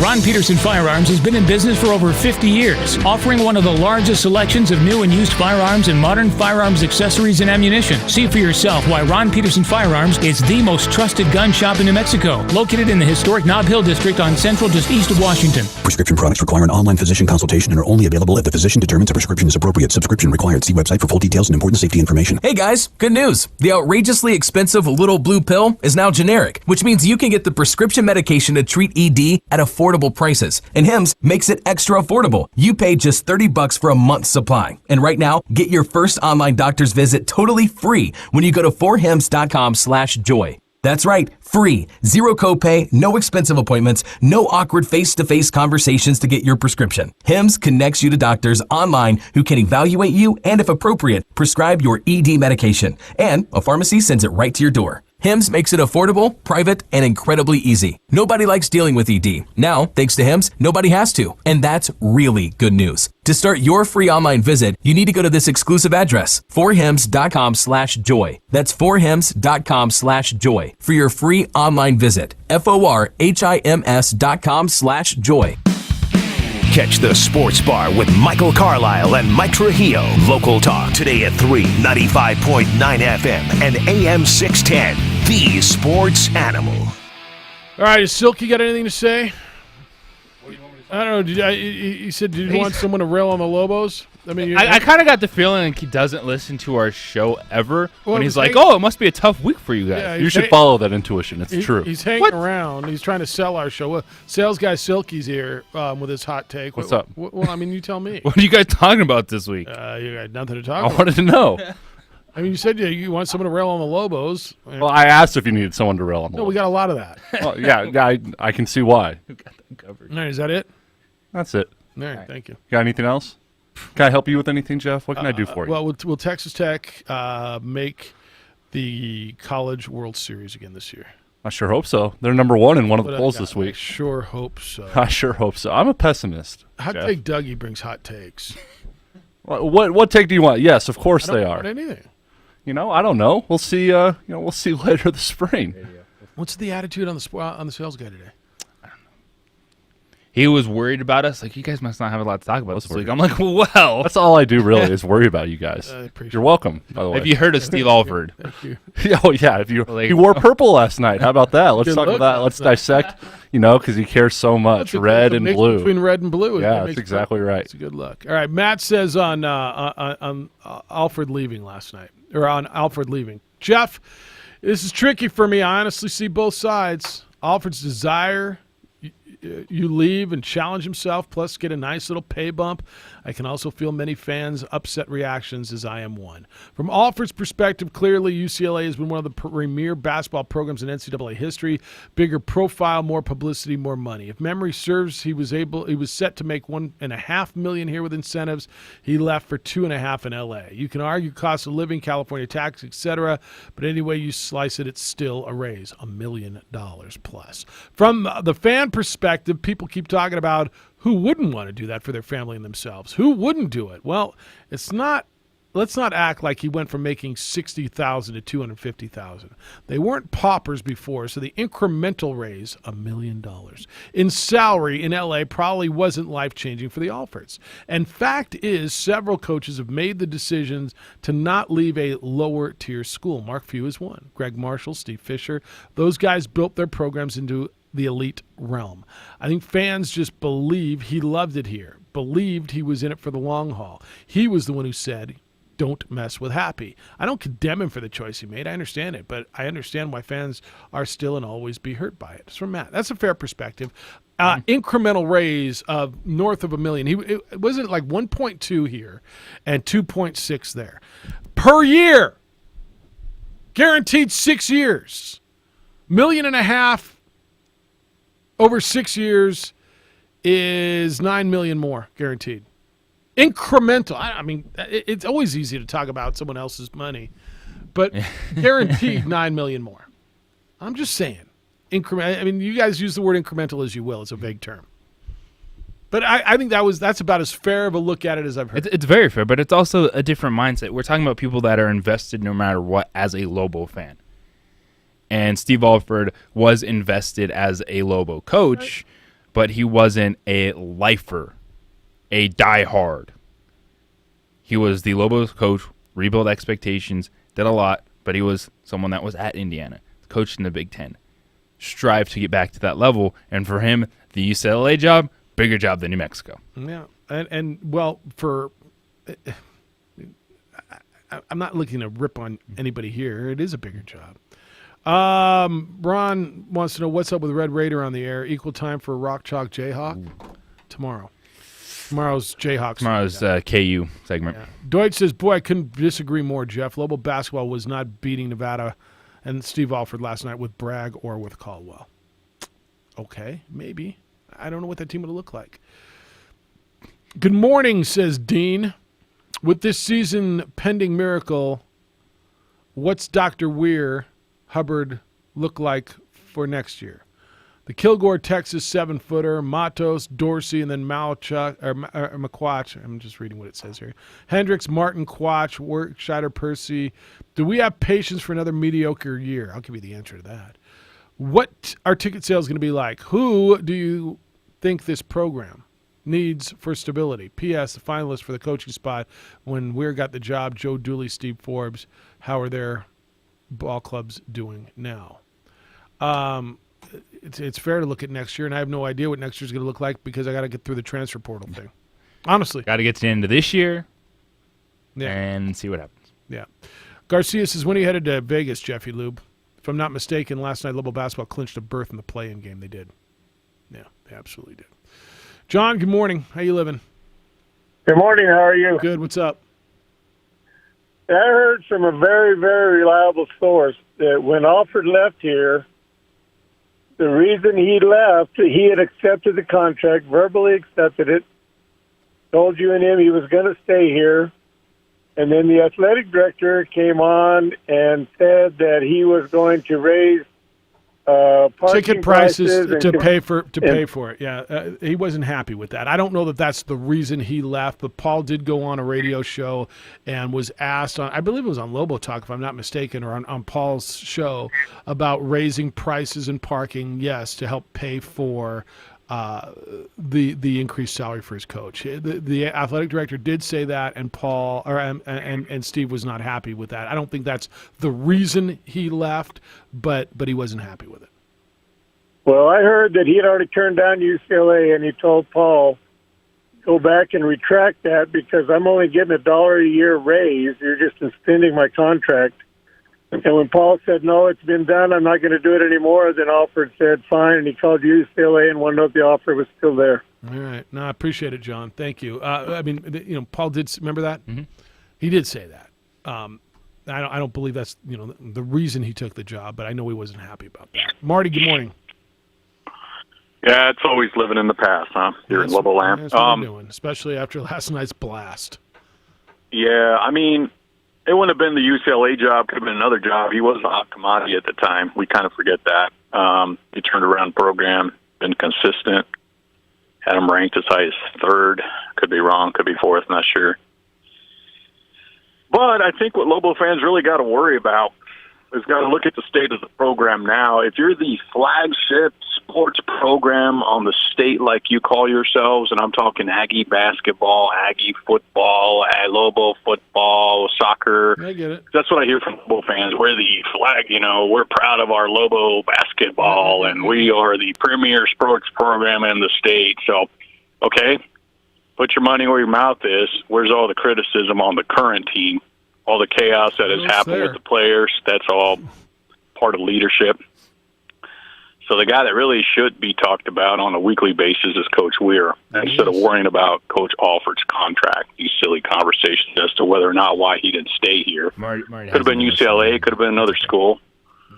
Again, just to remind local fans, he was a hot commodity at that time. Could have been another program in your own conference. Could have been. All right. But it is what it is. But just get over it. Let's look at the state of the program now. Move on. I'm not sure if they're an NIT team. I don't certainly think I would put some money they're not a tournament team unless they just steamroll through the Mountain West tournament. But that's highly doubtful. All right.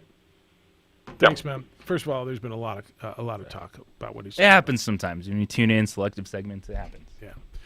Where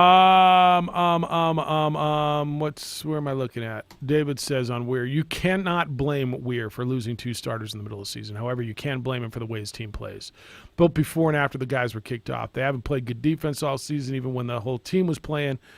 So he says, as far as Jason is concerned, the Aggies haven't advanced any further than the Lobos since 1970. Even though they get to the tournament every year, playing in that glorified JC conference. 1992 was vacated due to cheating. All right. This is funny. Lobo Hobo says he'd vote for Carlton Bragg for Player of the Year because you can really see the difference in Lobo basketball with him versus the games he's missed. 1 minute. Oh, my goodness. All right. See? We had a show. Boo! This was a banner today. This was good. Boo! What do we get tomorrow? Jerry Palm's going to be here? Yeah, Jerry Palm will be in. All right. Silky coming in tomorrow, or we get Ron tomorrow? I have to balance out the Big 12. Kansas gets enough attention. We got to give it to the little guy. Kansas Texas is a Tech, big baby. one with Baylor this weekend, and if the Aztecs win, they move up to probably number 3 either way. 30. Yeah. Wouldn't you say?